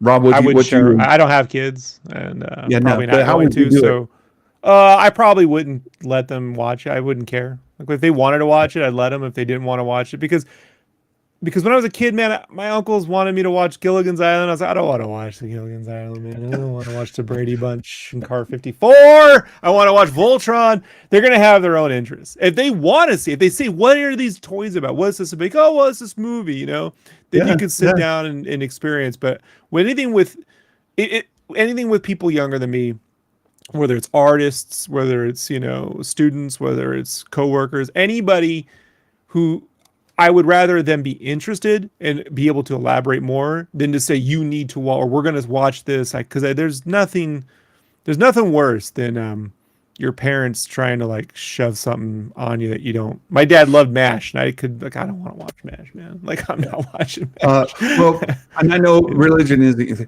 but even raising our child in our faith, we realized that we needed to raise them in a way that as they grew, they would make their own choice. I wanted them to make a choice that I had made. I wanted them to follow my beliefs. I want them to have the same values and things that I have, but I never forced it as far as like, you can only believe this. We did force, you're going to church Sunday morning. You're our kid. We're going to church. Did you at least have free donuts, Santa? But did you get the free donuts? No donut holes? No. Back in the day, you wore a shirt, you wore a tie, or you didn't go to church. That was back in the day. It's changed. I wear my hoodie and I'm all good. If it's true about the Jedi speed, it makes me love the scene more. It's like the Force kick. Luke's Force kick. It's the same thing. I've always loved that scene. And R2 flying to me was awesome. Made perfect sense for what the droid he was. Well, Joel, you're probably way younger than I am. I'm just guessing. Based on your answer here, I'm going to say you're minimum 20 years younger than me. I'm 56. So you tell me, 20 years or more younger than me. You mentioned earlier, look at Tartakovsky. He's Canadian. He likes everything. So they're super nice over there. They are. Right. Let's see. Let's just caught up. Let's get it caught up. I see him way behind on the chat. Tech's explanation of the war fits Tartakovsky's Clone Wars. I love Tartakovsky's Clone Wars. I was buying them on DVD back before they quit releasing them on DVD. Like that, the designs hold up. Yeah, they're really good. I mean, you see anytime they make a 3D sculpt of those designs, they look way better than the CG cartoon that they put together later. Like way better. And George did make up stuff on the spot, and he really didn't care if it conflicted with something else. He's like, yeah. Yeah. Well, who cares? Yeah. Right. Exactly. This goes back to you talk about, it wasn't about that. It was about the characters. So if you want to try to follow the everything to tie in perfectly together, that's not what his goal was. He was never interested in that, and he didn't care at all. Yeah. I learned to live with this in 2000. Me too. 2 and 3. Like he didn't give two craps about what we thought. If R2's job is to get on the hulls of spaceships while in space, why shouldn't he have booster rockets? Yeah, I understand. I'm just saying, there's times in the OT where the booster rockets would have been handy, but he didn't. Why don't all the R2 units in the Rebellion have booster rockets? Why don't they just fly out and attack other ships when they're attacking them? Because it's dumb to have droids come out and attack your ship while it's attacking you, like in Revenge of the Sith, because it's dumb looking. Like it just takes away. It's just, guys, look, you're welcome to it. And I was trying to say before, I didn't finish. Go spend your money on it. I want to see how many people go and see the Phantom Menace. Is that a $20 million weekend? You know what I mean? Is that a $4 million weekend? I'm curious to see all these prequel people, because the worst parts of Mando and stuff to me is when that prequel stuff comes in. It's we're all having a wink and a nod, like and it's kind of fun and it doesn't really need to make sense. And I'm like, I hear what you're saying, but when you go in thinking that, it's a difference between a Tim Burton Batman and a Joel Schumacher Batman. Tim Burton Batman's like, I'm making a monster movie, and I understand that this doesn't quite make sense, but it's a fantasy monster movie with some gangster-like elements. You get to the Joel Schumacher one, it's like, it doesn't matter, it's a big comic book. I'm like, what does that mean to you? A big comic book, Mr. Joel Schumacher? Like, what comic book are you talking about? Which one did you read? I'm just curious. And it gets worse as it goes on. You get the Batman and Robin, you're like, oh dear God, now we got sound effects when they jump. Like, whoops. Yeah.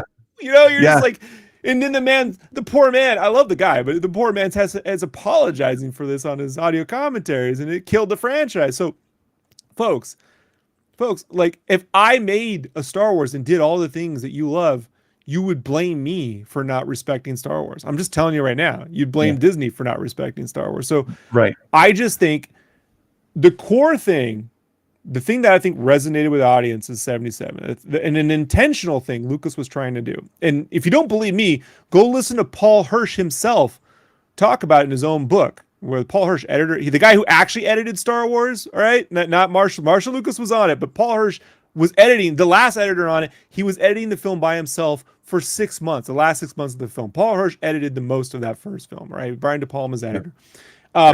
He was saying it was shot like a documentary in a fantasy world. It's a fantasy world. It is a kid's story, but it's shot in a way that's believable, as if you were there, boots on the ground. That same intention was what they had when they made the Lord of the Rings films. If you see Peter Jackson in the making of, and Richard Taylor or whatever say, we want to feel like all this actually existed. We dug up the armor. These things really happened. We're there. That makes you feel like it's real. You get to the Hobbit films, like, big cartoon, doesn't matter. So real quick, we're past 2 hours here, but on my really short show, because there's no news. I know, I warned you, Sam. Don't have me on a short show. You will be on here. I love when you come on and talk with me about Star Wars, Rob. It's great, and thank you so much. Um, uh, uh, I put up a spoiler warning. I'm going to come to that in a minute, but let me get caught up with your comments. I have a spoiler for the High Republic story. If any of you are reading it or engaged in it and don't want the spoiler, I'm going to tell a spoiler, but I also have a Mike Porter dad joke. So those are two things we're going to do before we close out. And I'll get through the comments. Dale, Skywalker's Academy. The Rebel Alliance stole a lot of things. Chopper even had to steal his replacement leg. Things wear out. You can't afford to replace them. You can't fly. True. That's what I'm saying, is that people complain about Ventress coming back and not being shown how she comes back. Where are your complaints about R2 flying and then he can't fly? That's what I want to know. And then Real Ben says, I've said this time and time again, if Lucas came back to Star Wars right now, at least 50% of the fans would protest and be mad at him for whatever he made. True. The only way that they think that they wanted him back is because they don't like the new stuff. Trust me in this, you wouldn't like his new stuff either. You think you would, but you'd be wrong.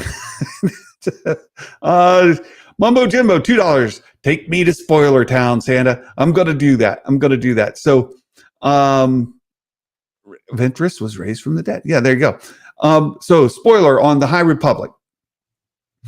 There's in the latest phase, the Jedi, well, the bad guys, the Nihilists, the Nihil, right? They have a portion of space that nobody can penetrate into. If you fly your ship through there at hyperspace on one of the lanes, your ship will likely, well, it'll be pulled out of hyperspace for one. Second, many of them, as they're jumping through, will just break apart in a million pieces. And you're like, well, how do they do that? What's the technology? And why doesn't it exist afterwards? Because the High Republic takes place before the Phantom Menace. Why isn't everybody doing this to like protect their area of space, stay out? Turns out these are micro gravity wells. But there's thousands of them. And as your Navicomputer is going through the area and it's sensing these gravity wells, it doesn't know how to compute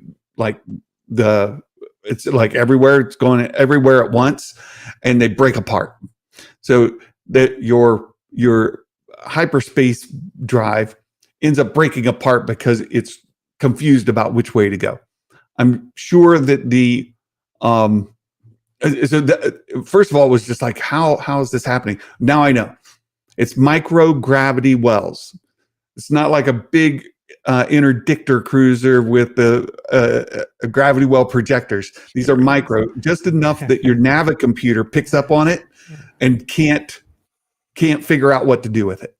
Right? So like that's what's going on. People don't know how the air fryer works, Santa, but we're out discussing this. So, there's how that's happening, how they're going to overcome it, and why it doesn't exist afterwards. I'm sure they've got plenty of time to explain, but that's the deal there. So mystery solved. The Mike Porter dad joke. Mike gave me this this morning. I want to do this, and then we have some more chats and things. But what does Darth Vader do when he feels unwell? Darth Vader, when he's feeling unwell, well, he calls in Sith. Oh, he calls in Sith. The chosen pun. The chosen pun. The one and only Mike Porter. The only man who can out AI bad jokes.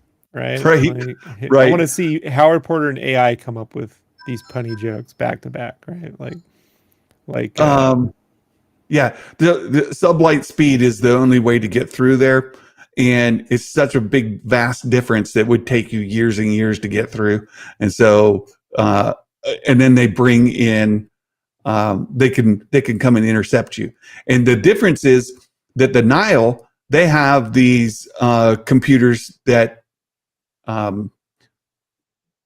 navigate through those micro projectors because they have them mapped. They know where they are and they can communicate back and forth. So their sublight or their hyperspace engines don't break apart. So there's that. What was the other comment? Tom Arnold in True Lies? Denial. It's not just a river in Egypt, is it? Like, all right. I think that's it, Rob. I think that's it. I was just checking my messages. Nope.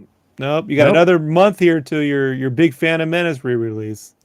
Did you buy your tickets already? You gonna go see it in Gatlinburg? No, No. I've got other things going on. Phantom Menace isn't that high on my priority list. Although, what about the other films when they release those? You gonna go see those ones? Well, they're only doing those in 13 different places or 16 different places around the world. Right. So it's not where I live. Yeah, not here. Yeah, I'm out of luck. I do want to see the new Acolyte content, but I'm sure it'll come out on YouTube a couple days after. It'll be fine. So yeah, well, being that it's in the theaters, someone's gonna film it and put it up. So well, that then too. Then they'll have to put it up to keep the bootleg from being the one that people see and complain about. So not only that, but it's only the Phantom Menace is only playing for a short time, and then so if they just wait a week, whatever, they'll drop it, and that'll be that. So hey, I see a bunch of people dropping in late. Nerd Mafia. And I saw Rural Farm Boy and some other folks there dropping in late here. Okay, look, that's it. That's all I got. We've gone over 2 hours on my teeny tiny short show that was going to just be. But Rob, you added so much to the conversation. You have no idea, Sandage. Every time Jason goes, "Well, it's going to be a short show today." 2 hours later, I'm like, "No, I'll drag every conversation out. So you'll see. All the agreements will be laid to rest." Right? There'll be nothing. Then I'll complain about the same thing the next day. But no, look. What are we looking forward to the most? I am looking forward to hopefully the Acolyte being good. I have my reservations about it for not the same reasons people have. But I am looking forward to Andor season 2. So I got that coming, and I know for me, that I am. And honestly, I swear to God, really am looking forward to see the difference between what the Mando movie looks like and the Mando show. I really want to see if we can get a difference here. Like I'm super excited to see what that turns out like. There's a lot there's a lot that we just don't know. Like you, I'm excited for the Acolyte to see what it is going to be. I have my reservations as well. I'm worried. At the same time, I'm very optimistic. So we'll see. Hopeful. The Skeleton Crew. I'm worried. I want it to be fantastic. I want it to be Goonies-esque. Right. I want to get lost in a great teen. Well, only Stranger Things has pulled this off, and I'd say half of the movie Super 8. I've never seen Goonies pulled off again. Part of that, and I know we got to go, but part of that is danger. And I don't think these studios really want to put kid characters into real danger. And Stranger Things does that, and it works. And the kids that watched it, grew up with them, love it. And they got to put kids in real danger, and they just won't do it. So I don't think that will change. Yeah, I'm with you. I want it to be, but it just hasn't been. So, Rob, again, thanks, and have a great weekend. For all of you like me celebrating Resurrection Sunday, I hope that you have a fantastic weekend and are blessed through the service and worship that we get this weekend. I hope you all have a wonderful day, a fantastic weekend, and we'll see you next time. And until then, my friends, ho, ho, ho, Merry Christmas, and may the force be with you always. Bye-bye.